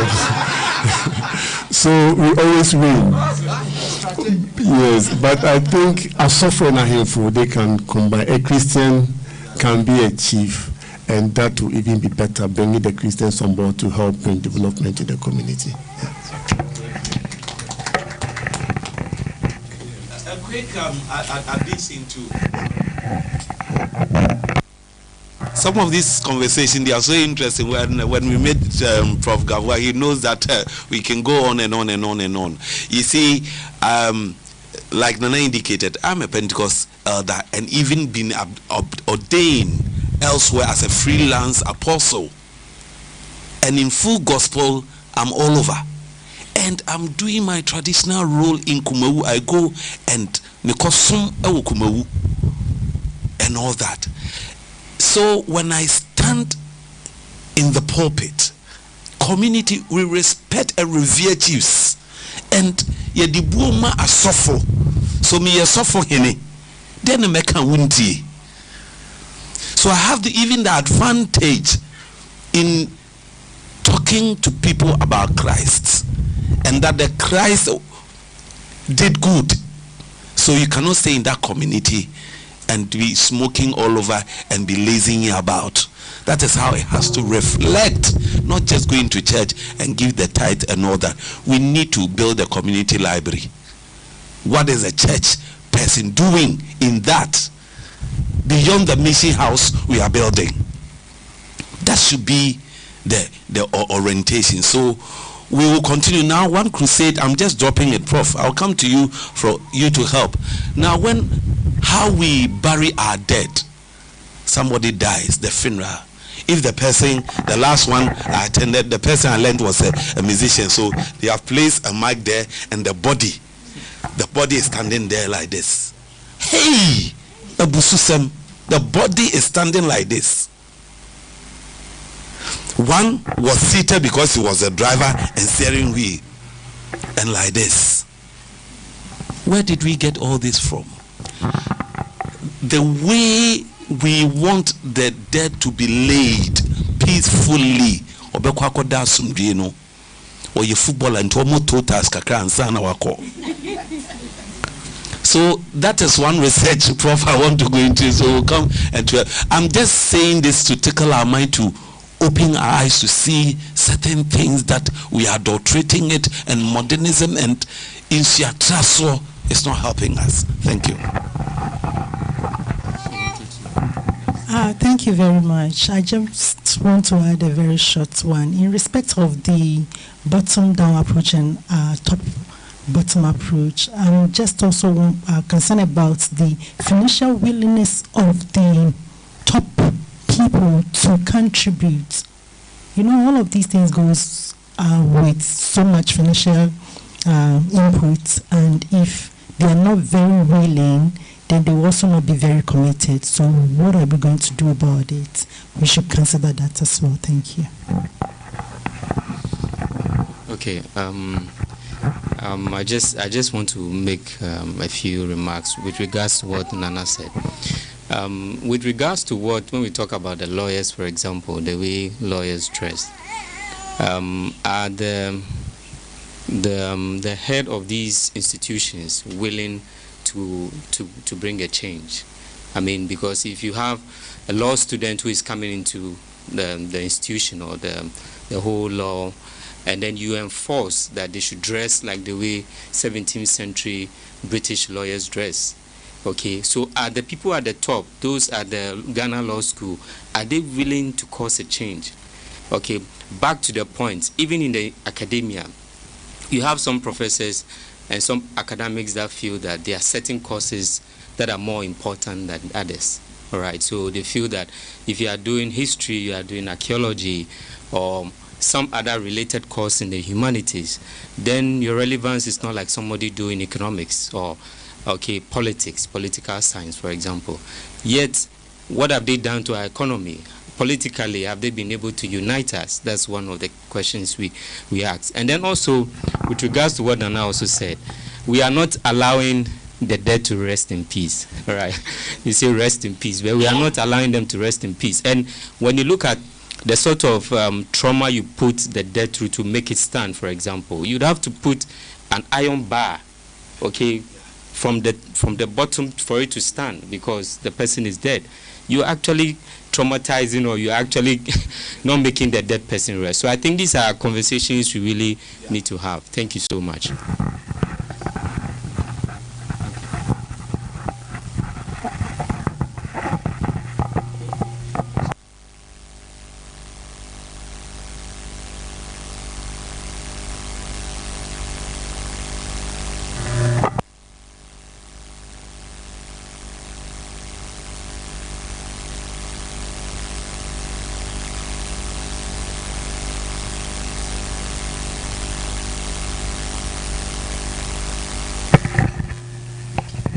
Thank you. I don't think we always have to depend on the top people to bring about change. Professor Gabwa just said, because of advocacy by the youth in the Western world, even royalty is changing its attitude towards our cultural, returning our cultural property.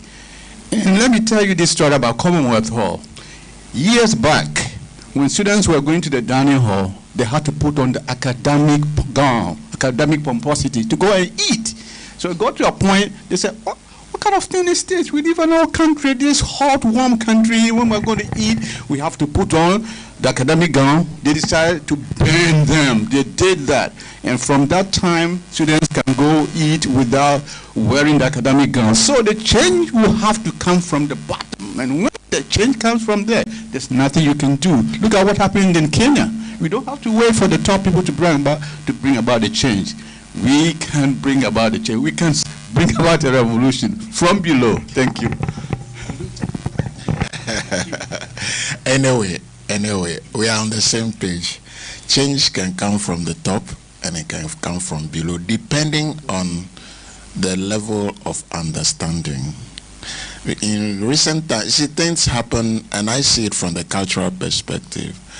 In recent times, there was a revolt in Parliament, but some took it political. When the speaker decided he was not going to wear the speaker's gown anymore, okay, many did not understand it, but I saw it from the cultural perspective and said, okay, here we go. So the wig thing, it will change sooner than later, because we look ugly when we, black man, then you go and wear blonde wig, and then wear this thing under the scorching sun. Meanwhile, where it came from, I don't see lawyers in Canada, America, and Europe wearing all these things to court. I don't see. Why do we recolonize ourselves and enforce these things? Yeah, every day. But it will depend on the level of understanding. And I have so much confidence in our youth. Many are smarter because of the context in which they live. They need information. It is because they don't have that information. That is why in this advocacy, what we have started doing and want to continue doing is to package some of this kind of conversations we're having onto social media. So they can learn. And our colleagues, I call my students and my colleagues and friends, they have started packaging some of the indigenous spiritual dances, religious dance forms, and then on the social media. And they are getting so much streaming, is that how they call it? Yeah, me, I'm BBC, so born before computers. Getting so much streaming, okay, which suggests to us that should we package other aspects of our culture that are less known onto such media, they will be consumed, and the youth would understand and then lead that charge for change. I will not blame many of the people at the top because, as I said earlier, they are all products of the same system. It's because they don't understand it. So Nana's point about national conversation, Nana Ouachampo's point about national conversation is very important.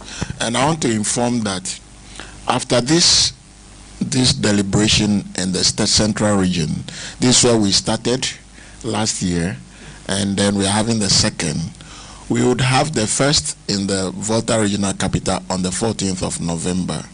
And then before the year ends, we can organize it another region before the year ends. So we'll have a national conference in Accra, and we'll fix the date early and liaise with Odefo in case he'll be available, because his speech tells me something that has been exciting me, and I was telling my friend here that I remain optimistic and I get empowered by people like this. He's rare, okay, and he's deep, but he's on the quiet. Yeah, we need people to listen to such personalities, and then we can learn from them. So we'll have this national conference, and Abusiapen, all of you would be invited. Then we can carry it from there, and then charge the media, work with the media to continue the discussion, the discourse on restitution and the essence of it. I was hearing about restitution of indigenous leadership. That is what I kept hearing when Odefo spoke. Indigenous leadership. We have to restitute that, because it enhances peace. You don't go to court and come back and start hating your others because they've won, then you come back jubilating. No, amicable settlements and fast delivery of justice, okay? But they've taken that away from our leadership, because leadership now based on European system standards. What about us? Okay, so restitution of leadership is also important, and emphasizes our point that restitution goes beyond return of artifacts. Thank you. Just to quickly add, right now as we sit here, we have some mini crisis going on in Accra, in our parliament. This week, the question I've been asking myself is, the seat is vacant. You don't belong here. You belong. You crossed. The question I've been asking myself, whose seat is that? Whose seat? We could say that is a white man's seat. After all, they brought this kind of system. So we have political parties. They come to the communities. Oh, we have a seat. Can you join us and then represent? Okay, that could be. But if the seat really, in theory and in practice, belongs to the people, then who determines that the seat is vacant? Yeah, sure, we have laws. I'm using this just as an example of the restitution. Somewhere in our constitution, they said, oh, chiefs cannot take part in active party politics. Those are loaded terms. Active party politics. The politics part was such a non-starter. Who do they think chiefs are?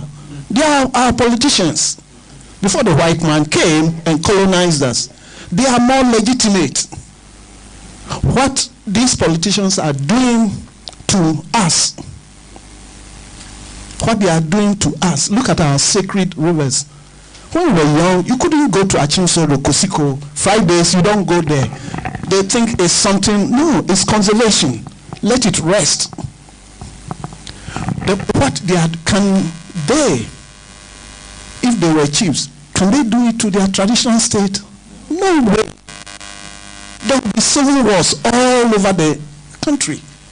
But because it doesn't belong to us, So when we talk about restitution, and we are glad again, since Prof keeps getting back to Nana, Nana, I will just ask your permission to revisit our first meeting in Accra last month. And when I was seeing Nana off, he said something. In fact, he's mentioned that in the conference, that the chief's powers have been limited.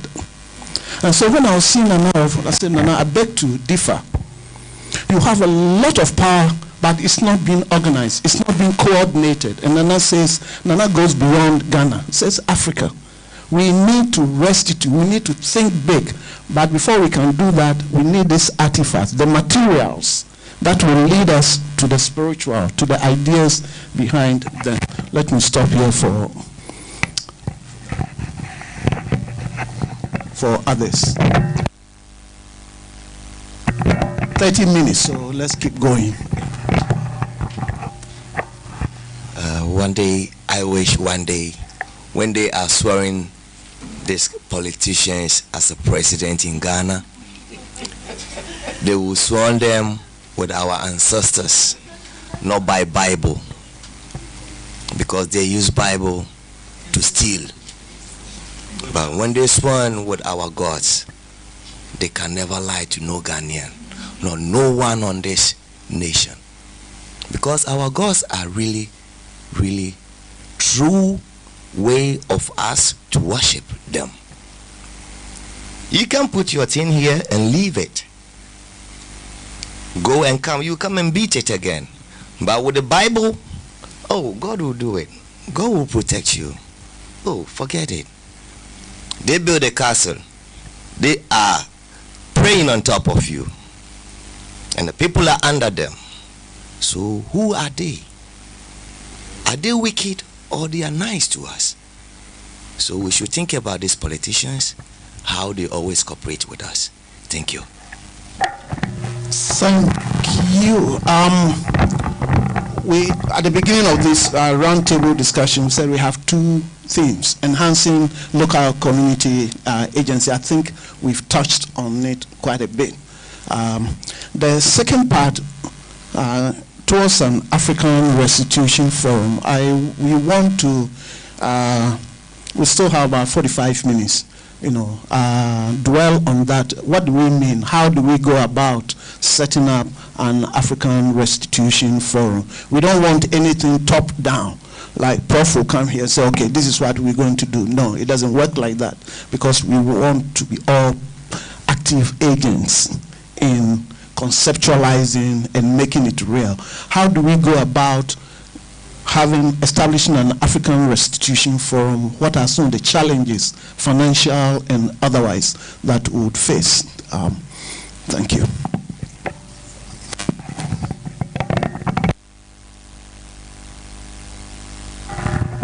A quick question on, which is a basic question, is what is a forum? What does it entail when we are talking about a forum?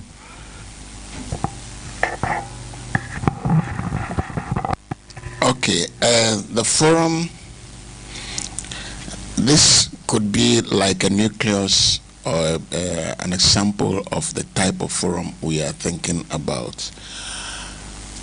It started with many ideas. Some said institute, okay, African Restitution Institute. Then the institute becomes so formal, westernized, and to be locked in the academic environment that many people cannot participate. But eventually, we thought that making it a forum opens it. So we can decide that annually, biannually, or twice a year, we meet. Different people who are members of the forum, who join the forum, will meet to deliberate on specific aspects of restitution or things that need to be done by us. Like we just heard about restituting leadership. It can be a major theme for discussion of the forum, and then it will climax in an event. Then we may take restituting what? Restituting our ancestral reverence. So we don't, the way we reconsider the way we bury people. We think about it. Even our marriage has been taken away from us. Now when they say traditional marriage, first they have Christian, they call it engagement. And then indigenous marriage, and you still have a pastor there coming to bless a ring, and then they sing all these songs. The following day they are in church again, and yeah, the wedding. And the wedding thing, you know, the origin, it came from the time when current King Charles, Prince Charles and Diana married, and it was propagated here. Ever since then, all our young women wanted to be married that way. Okay, so it has changed an aspect. Maybe we would like to restitute, but it comes from discussing and understanding. We could take a topic like that. So that is the kind of forum that we are thinking about. But the forum could also be an advocacy group, advocating for the return of these materials that are locked up in Europe and the Americas. And even we hear that on the continent elsewhere. An advocacy group, the forum could be a lobbying group. We can lobby state officials, okay, on the quiet, one-on-one, and then educate them on the essence of getting this done. We can even lobby the foreign missions when they know that there's a forum of this. We network with our counterparts elsewhere. Nigeria, Togo, Benin, Namibia, Tanzania, and so on and so forth, because we have common histories. So it may be a network, it will be an advocacy group, to be a lobbying group, and then an activist group as such. Okay, so that's the kind of concept we have. The question is, how do we ensure that comes? Somebody has spoken about the financial side. Yeah, I believe that there are many people out there with resources that would be willing to support when they see that there is a body like this and they have clear understanding of what it is that we want to do. Okay, until I call him Opoman because he's an Opoman. Until Opoman, yeah, original.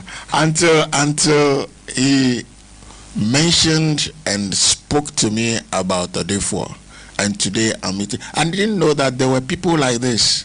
I didn't know that there were chiefs with such ideas and ideals. It's the same way. There are many people out there. The only one chief that I know who has been speaking about these things is Nana Owuachampong, and he happens to be my secretary on the Ghana Heritage Committee and also on the restitution focal team. Okay, there are people out there, but they are also in the closet because they don't know that there are others who are thinking this way. So when we present a forum like this to them, they will be willing to support, and we have to lobby them. We have to demonstrate what we can do. In addition, when we link up with our counterparts elsewhere, we will be able to harness resources to back us up, and even force some of these museums and government agencies to bring in funding to support our cause as part of the reparations. There was something I said to the German administration, and some of them claimed they saw sense in it, that when we say reparations, it does not necessarily mean that they should bring a huge quantum of money and give it to government and it will fall into a bottomless pit. Okay? But they can support movements like this. They can support educational programs like we are talking about. If the forum decides that it's going to make booklets, okay, photo books,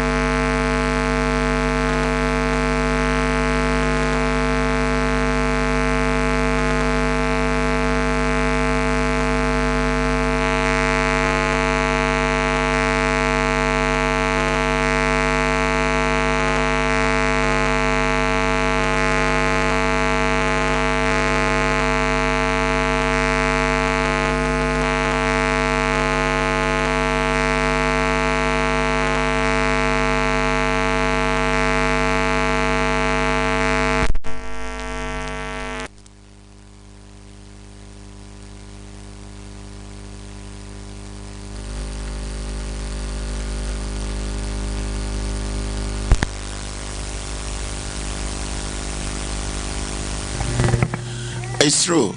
And why the forum is important is that some of us do this as individuals. My recent conference paper was on restituting Europe and Africa.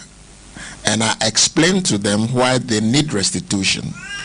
And I was telling them their minds have also been colonized and they are also endangered.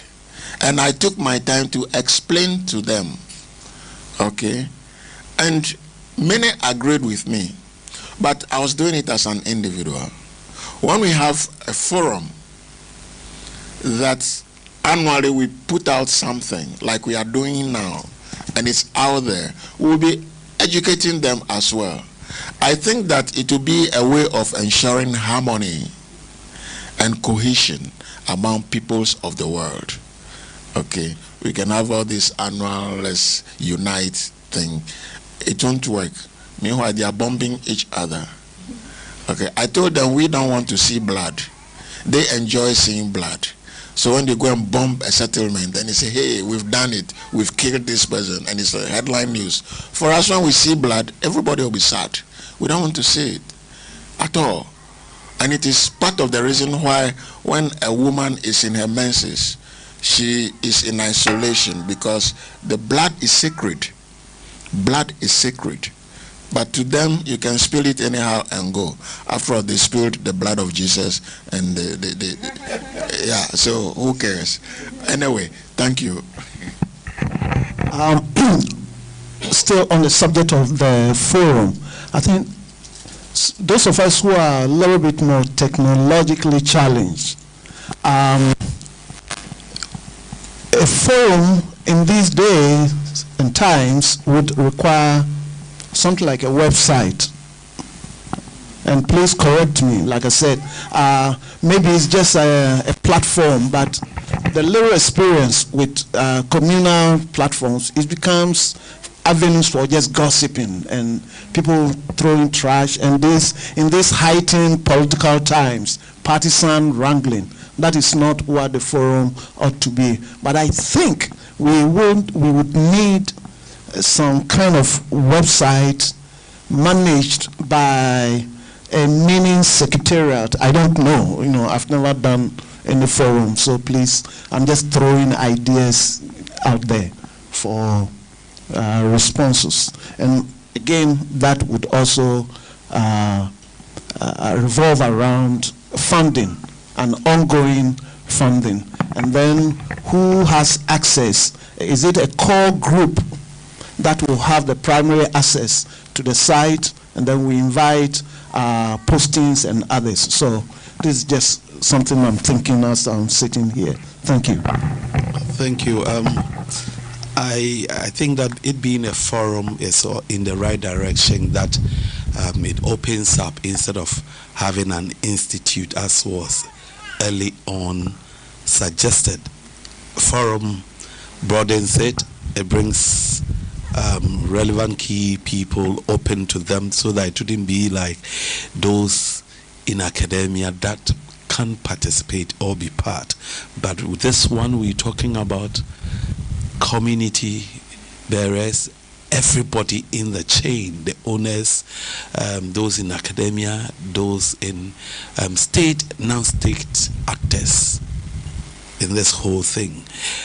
So being a forum is good. So we will need to develop. I think Prof. Gavois mentioned a number of things. I see it more of an advocacy, activism, and so forth. That's what we can stand for. So we're developing the concept and the background. That should be the first, if you ask me, so that there's a paper, a concept paper, that will give birth to this forum, and anybody who reads it will have an idea that, oh, this is what the people are talking about and all that. Beyond that, I think that there should be that organizational structure that, okay, the forum will have, for instance, just for example, will have maybe some board of trustees or some patrons or what have you. From there, we have some working or functional committee that will see to the day-to-day activity. So that's the kind of thing I'm talking about, that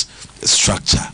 And then, of course, we'll have our the objects of the whole forum, our aims and objectives, what we stand for. That will be clearly spelled out and all that. And when it comes to finances, we will decide how, whether it is government who's going to support, or is donors, or is contribution, or what sources of funding, because there's definitely is a civil society organization, so to speak, that would not be a profit-making forum or unit or organization. Therefore, there should be a clearly spelled out, financial regime that would make sure that it continue to exist. And of course, its disbursement should be lucky for any donor to give something to support this crusade, how it will be disbursed, and so forth. So, and of course, the administrative structure will come with, the various administrative documentation, letterheads, and so forth. That gives us identity. We should have an address. Yes, address in the sense that when you want to deal with the people, this is our email, this is our physical address, and so forth. And of course, that's where the website will come in. And of course, now we cannot run away from the general WhatsApp platform, number dedicated for that will roll on members and all that. So, few thoughts to share when we want to put this thing. And then who becomes a member, of course, will clearly be spelled out in the objectives, or who we are. Yeah, who we are. That will spell all these things out. Thank you.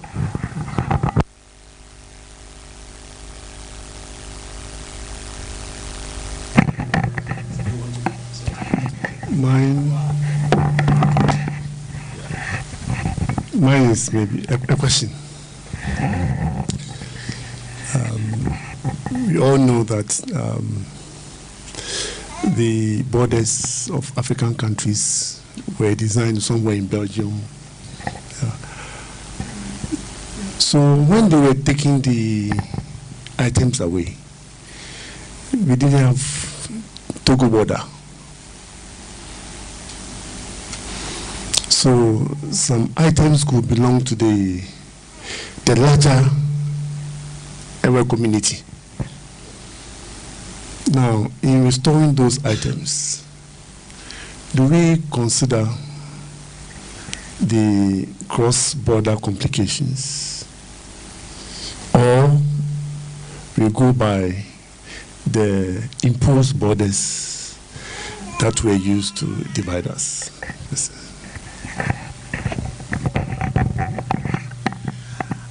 Thank you, Odefo. The thought is that going by the artificial boundaries will not work. It will strengthen the position of the colonizer and those who are hosting our materials, because we were one people crisscrossing the terrain, sharing in those materials before they were taken. Many were taken before the boundaries were imposed on us. The ones that were imposed on us too were just taken, they were not taken as items from within countries. They are just collecting from us based on the policy of disengaging us from our power, from the souls of our communities. So that is the reason why when we began the exercise of the Ghana Focal Team, and then I had the opportunity to research, we went to Togo to engage with the Togolese Minister on Culture and Tourism and his whole directorate. And then we all discussed how best we are going to work together.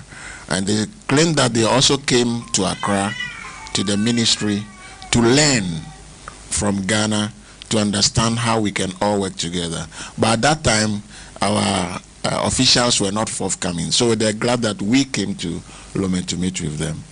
On Tuesday, I'll go to Nigeria for another meeting. and see how we can start working with them.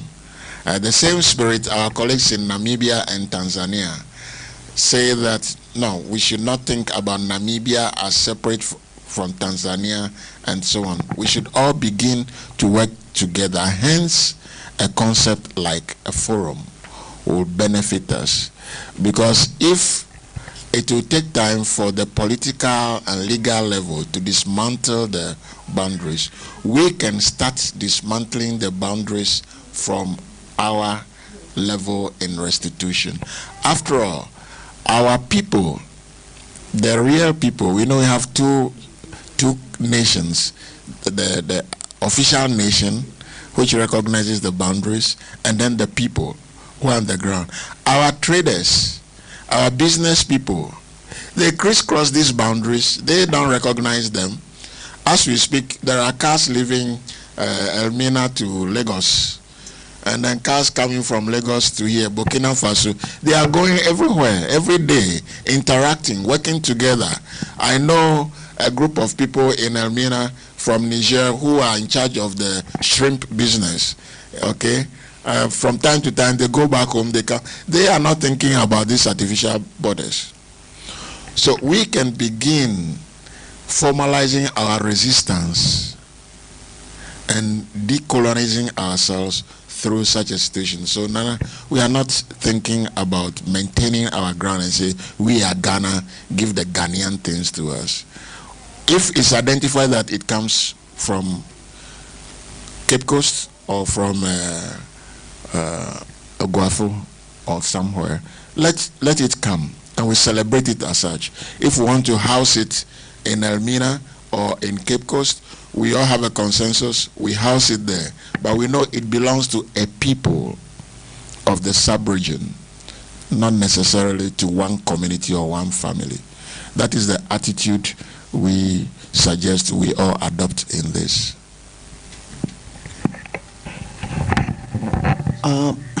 Thank you. I'm looking at my watch here, and we still have about 30 minutes, but we need it says by 1:30 we should be wrapping up. But anyways, we'll need a communique just to form a resolution to move to begin the establishment, looking at the establishment of a forum. But before then, if anyone has a thought, okay, Eva. In addition to what Nana said, we would have to look for a place also that would serve as our main office. And when doing this, we have to look whether are we going to put it in Accra, which is the capital of Ghana, where everything is now, or we look for a culturally endowed area and then set that place up as our main office. We have to think about that. We'll go to a village. Thank you. I support.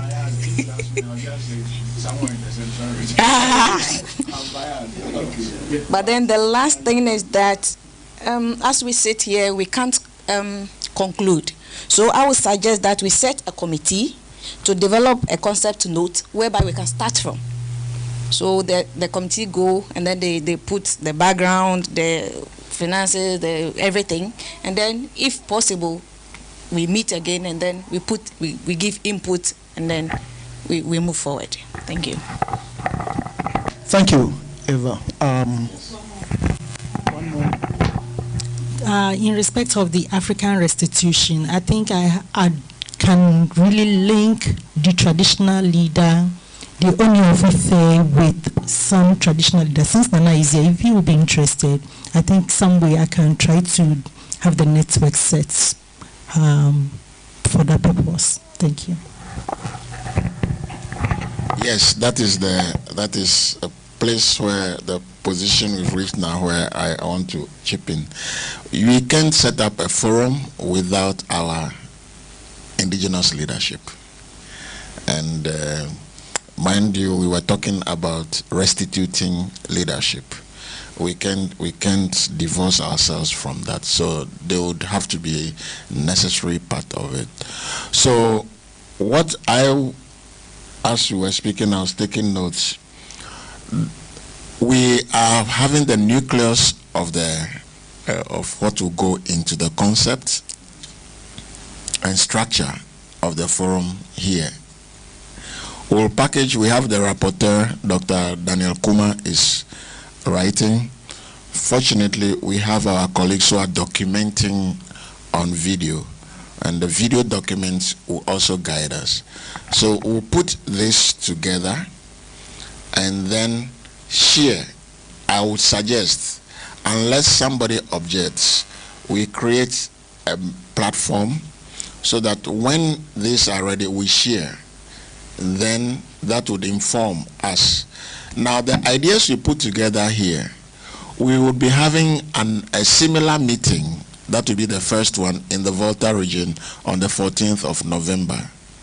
Same topic, same program, same discussion. Already we've invited, I spoke with him yesterday night, the Volta Regional, the president of the Volta Regional House of Chiefs. Yeah, Tvucc Prehodo. He's a lawyer and he understands this. He wants to be there. Then we've spoken to the paramount chief of the Peki traditional area, because the missionary took almost 600 items from Peki. And then the paramount chief of Akbini traditional area, Pando, he's also invited, and he's also got his letter. He's willing to come because they stole from that place too. Then academics who understand it, then practitioners, priests of our African spirituality, Gatukpe and so on, they will be there. So we'll deliberate, and then we'll present them with these core ideas from this particular forum, because they will have to be informed that it started from this place, and we cannot compromise that. It started from here. So these are our initial thoughts. Then they can add. When they add, we'll share again on the platform. Then the climax will be in late November or early December. We'll have a national conference in Accra. We'll have a national conference on restitution. With this, we may invite the activists from Cameroon. If we have the resources, we may invite the activists from Namibia to come and share their experiences with us. If we can get somebody from Benin, that would be good. I know one person will come from Lomé anyway. And there's Professor Azamede, who's been working on, he's a German scholar. He can come and share his experiences with us. Then that would be at the start the national discussion, and that will be where we would articulate all these ideas about the forum, and then maybe launch it, okay, and move into the future. If we don't start, we won't grow. We will start, crawl, break our noses, burn our fingers, but we know the direction in which we'll go, and we'll be stronger. Those are my thoughts about this for now. Okay, thank you. Yeah, thank you very much. I was part of the meeting at Sasakawa, but so far it doesn't appear that we are connecting this meeting with that one, so I'm wondering what's going on.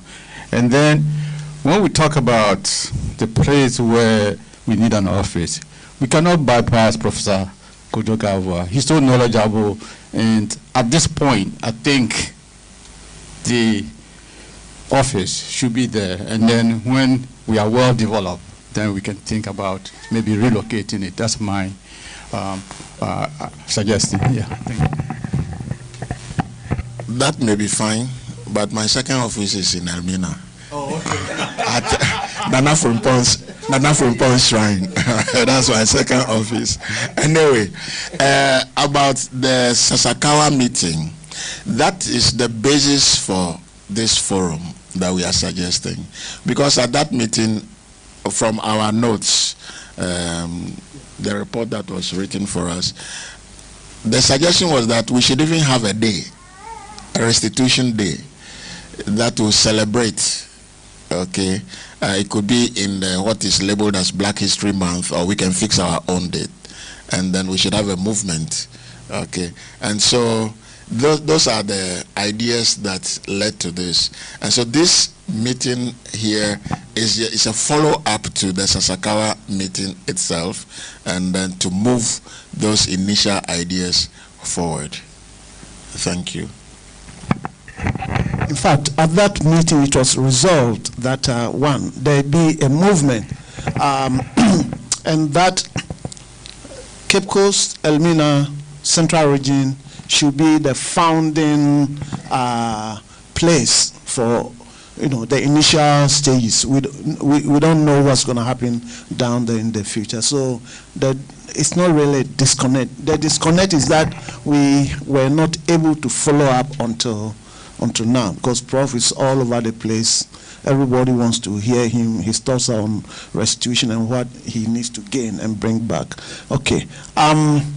Mindful of the time, I think we need some kind of resolution or communicate, or what do you think? Or it may not be necessary. They call it declaration, but are we all saying, from the top of my head, what I hear us saying is that we should do this forum. The forum, yes. The forum. So at the end of this deliberation, we have resolved to have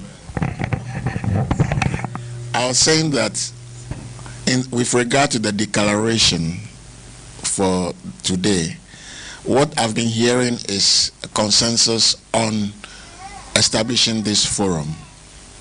Okay, the importance of, we all recognize the importance of restitution, the need for us to pursue the restitution process and to ensure that materials, cultural materials, human body parts, and other items that were taken away from us are returned. Then we also are in agreement that we need to have this forum. Yeah, those are the things I'm hearing. So I think, to be simple, there are some the younger people, they study the Queen's English and they can quickly put it together for us. Me, I'll say it and then I'll add some Ayigbe inside. So okay, I guess we don't need to be too formal and this and that, unless otherwise stated, may we take it that we are collectively in agreement to establish an African Restitution Forum. And okay, and thanks to Nana, Echampong, Eva, you've given us some of the bullet points, the real organizational structure. I mean, given your experience, your expertise, and so forth. Oh yes, when I speak with Nana indirectly, I'm speaking with our local descent. And by the way, we did invite. We have two other traditional leaders who we did invite from Cape Coast. Nana Kweku Enu III, Kukwado Hine.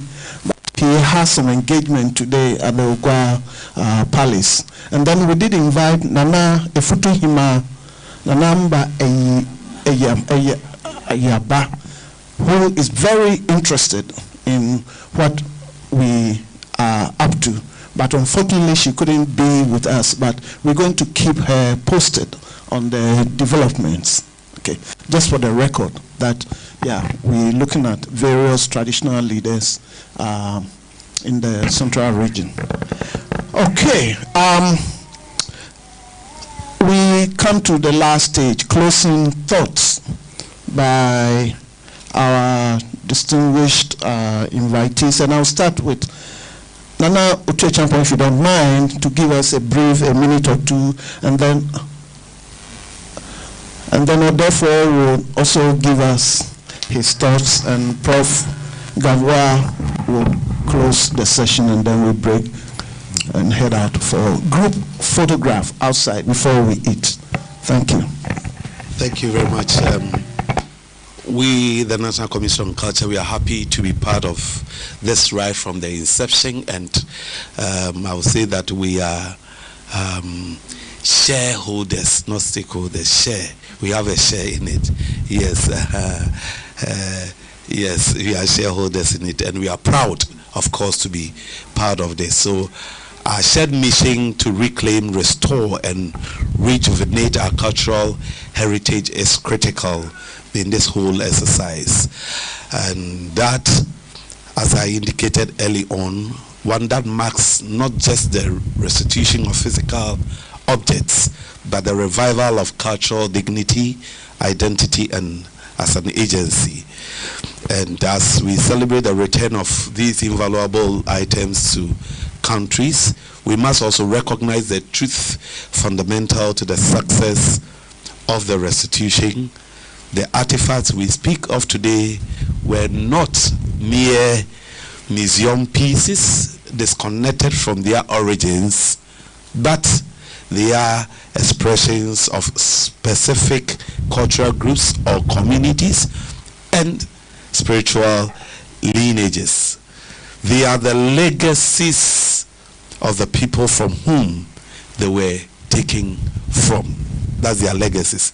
And their rightful custodians are not always found in national institutions, but in the local community. So the emphasis, the local communities to whom these treasures belong.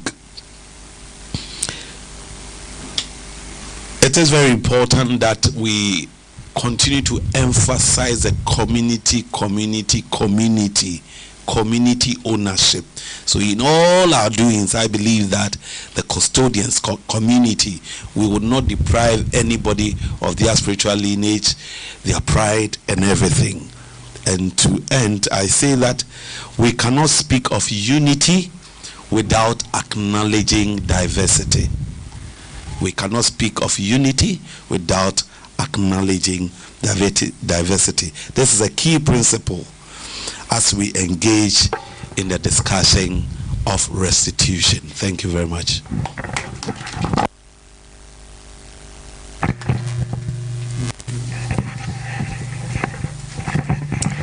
With my closing remarks, I will say I'm happy to be part of the declaration on the formation of the African Restitution Forum. And I'm happy today I've met all of you. If I see you, I will not call you by an alphabet, but I'll call you by your name because I've written names. And we did not just do the declaration. We had did some discussions, and maybe I'll touch on a few points. Today, I've learned that the whites, they had a policy to take away our spirituality and our language from us. We also saw how they tried to diminish our creativity by even writing books on primitive arts. I also know that the city of Lisbon was built with gold from Elmina. But then we also know that Europeans will be happy to deal with us on individual basis, because someone said giving funds to some governments will mean putting funds into bottomless pits. But then how do we also treat restitution among ourselves as Africans? Because we have some items in South Africa. Once I was working with a company, we had some visitors from South Africa, they were whites. And when we went to the Kwame Nkrumah Mausoleum, they said, well, Africans should pay this amount of money, and non-Africans should pay that. And the white said, I'm South African. So I pay like a Ghanaian. How do we deal among ourselves as Africans? So that is also a challenge that we may have to look at. And then there are some that we don't have to wait for even tomorrow. Immediately we can start acting on them when we take action on the need to enhance visitors' exposure at Cape Coast and Elmina. They must know more about ourselves, about the towns, and not just about the castle. You mentioned the Nana Antona issue. The people of Avetime, or is it Avetime? Avatime, they come from Ahanta. That shows the diversity among us. And then the artifacts were also taken by missionaries, administrators, miners, art dealers, academics, and as far back as a few years ago, they were still collecting. So when we will see the stop sign, so that they stop, people will not come as academics and come and take even more than what you are receiving from them. You mentioned a lot of gifts that were taken away. And then we have also learned that we are going to dismantle boundaries so that we shall not be limited by boundaries. And the need for a movement on restitution. And I will say I'm all for it. Thank you very much. These are my comments.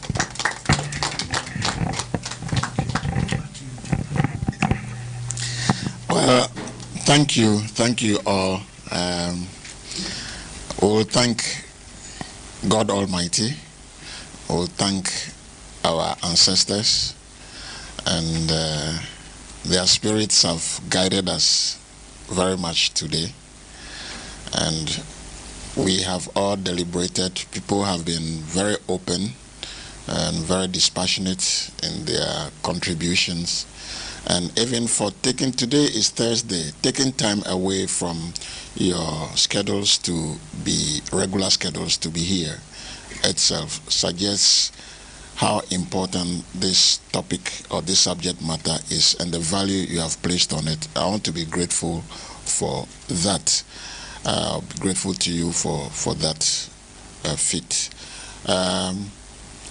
I would say that I'm also grateful for the consensus on moving forward with a forum, African Restitution Forum. And that spells, the name spells out what we have said about breaking down the artificial boundaries. We are not talking about Ghana Restitution Forum, but African Restitution Forum, to connect with our brothers and sisters across the sub-region. I want to be grateful to our colleagues from the media who have spent time with us. They were here even before we arrived. And they are not here just to cover, but also to actively participate in the deliberation. I know the footage will be with them, so they'll be learning from it on a daily basis. And I will encourage them to be free to use the ideas that we have shared here to educate the general public from now onwards. And anytime we meet, they will be part of us. They are very important in this particular endeavor. I would like to thank sincerely the National Commission on Culture, the leadership, the national leadership and the regional leadership are all here with us, and they have lent their active support to this process. Nana Frimpong has always been with us, and he's here with his entourage. He doesn't walk alone, and I want to thank you all. My chief drummer is also here and is smiling, and I'd like to thank you so much. My colleagues from the academy, this has not been a book-long exercise. These days, I'm very worried about book-long. See, where is the full stop? Where is the comma? I like us to be a bit informal. So when we organize such discussions, we insist on taking it away from the university campuses, which are quite restrictive And people, when we invite people, they don't feel free to express themselves. And we are here talking as brothers and sisters. I want to thank you so much. And as we go into the lecture theaters, I know UTAG is on strike, but when we resume, let these ideas guide you to even rethink the same courses that we teach. We teach it in a different light. Every person, academic or not, we all come from a biased position. They say we should be objective, but what is objectivity? You teach from your own subjective point of view, and our subjective point of view now is to decolonize Africa, decolonize our minds, and ensure that we restore what was taken away from us and repair the damage that has been done to us. I want to thank you all. And then, the last but not the least, I want to thank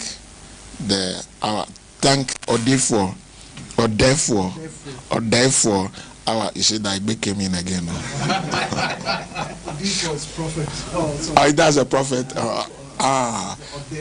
You see, or therefore, but he speaks like a prophet too. Yes, therefore, our special guest. It isn't everyone in his position that will agree on short notice to join such a discussion.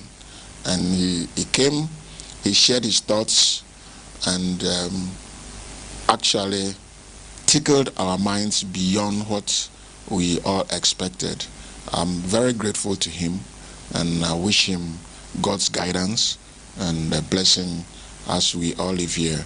On that note, I want to say that we should all go back, have our photograph, have our lunch, and then return with God's guidance and the guidance of our ancestors. Thank you so much. Announcement? Just a little note. We've been lucky to have practicing Christians with us who are also into culture, into traditional leadership. And so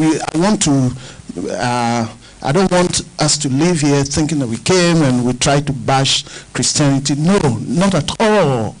But we have to be mindful of Kwame Nkrumah's advocacy when he was describing the new African personality, that we should look at the Judeo-Christian and Islamic contacts only as experiences of the traditional Africa. Otherwise, we'll be racked with the most malignant schizophrenia.